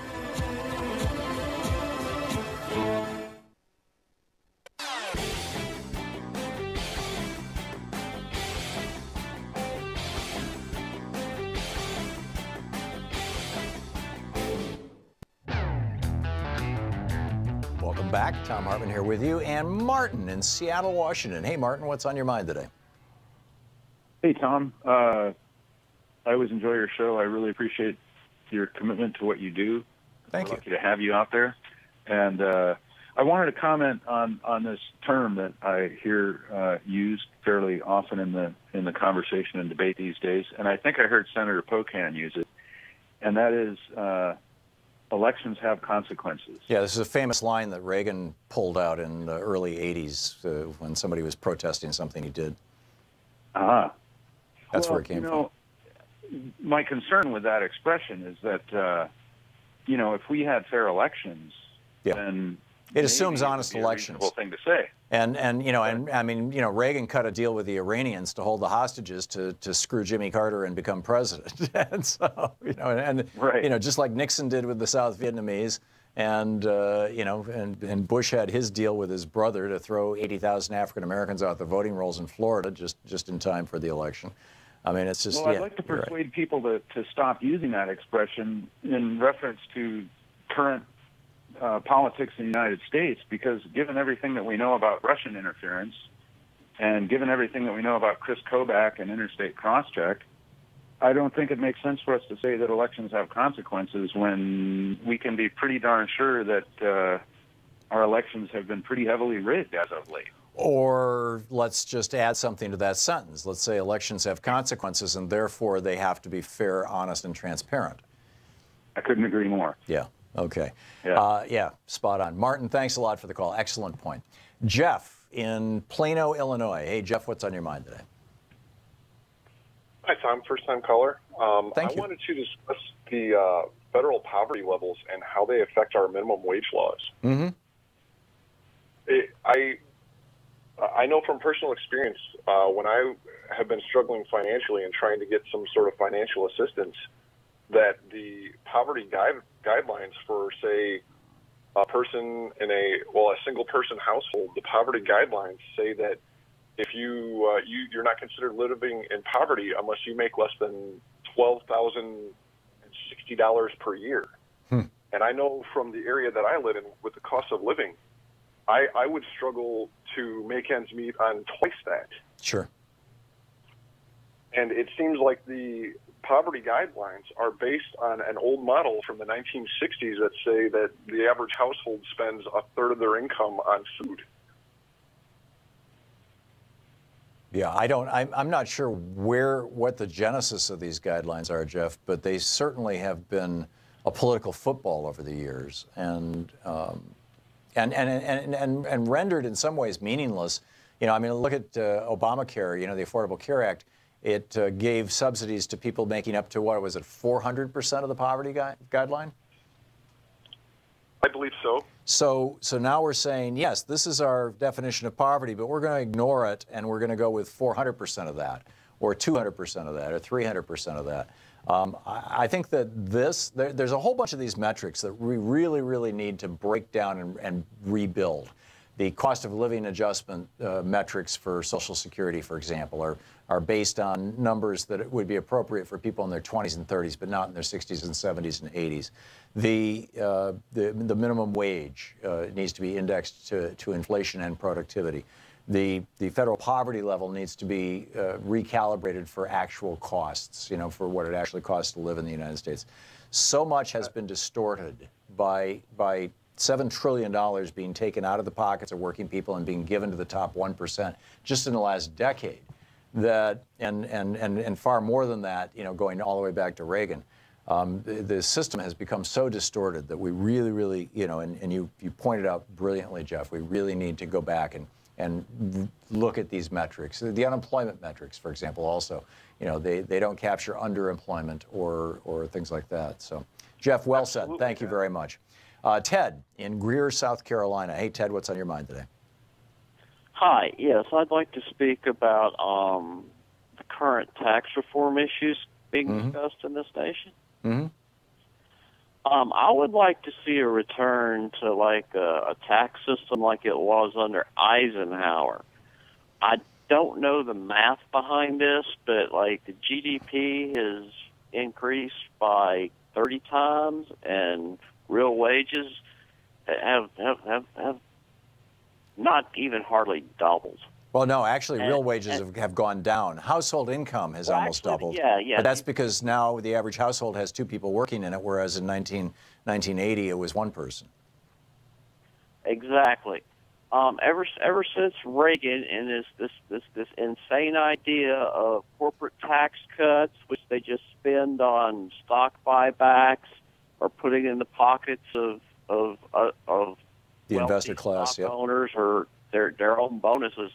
I would like to see a return. I don't know how you would figure it, but return to the top tax bracket as it was under Eisenhower. Because I know back then, if you were making, maybe 10, I don't know what the number was, but it was around 10 million, I think. But if today, I'd be willing to compromise. Say if somebody has an income of $100 million, they need to be paying taxes of 80%. Yeah, well, it was 91% under Eisenhower. That would force them to reinvest in the capitalization of their company. Right, because that's a deductible expense. Start a new company. Yeah, under Eisenhower, Ted, it was 91% was the top tax rate. 91%. So, and I agree. Going back to something like that. Ted, you there? Yeah. Hey, pardon? Things worked well then. Yeah. Yeah, they did, by and large. And at least these people are so totally ignorant, don't even understand economics. I am a PhD graduate. I'm a former healthcare worker. It's insane that we don't have national health care as wealthy as this country is. I'm with you, Ted. Very, very well said. Thank you so much for being with us today. We'll be back tomorrow. And in the meantime, don't forget, democracy is not a spectator sport. We can't just sit back and say, it'll take care of itself. Jeff Flake gave a nice speech. Isn't everything wonderful? No, we need to get involved. Get out there, get active, tag. You're it. We'll see you tomorrow.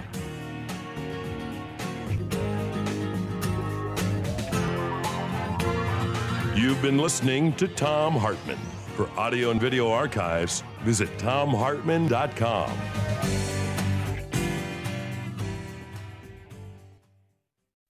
The Thom Hartmann Program is brought to you in part by the Aiden Forecast, an investment newsletter with weekly updates of leading market indicators and a monthly deep dive into what the details of the economy and the markets mean for investors and retirees. On the web at aidenmarkets.com. Wines have some of the highest pesticide levels in our food chain. This hour brought to you by ecowine.com. Pesticide-free wines, organic wines, imported from France by the Organic Wine Company, ecowine.com. The Thom Hartmann Program is brought to you in part by Super Beets. Super Beets are sourced from non-GMO beets, and they're packed with dietary nitrates, helping to produce nitric oxide for more energy, stamina, and support for healthy blood pressure levels naturally. For more information, call 800-223-8242 or visit freespeechbeets.com.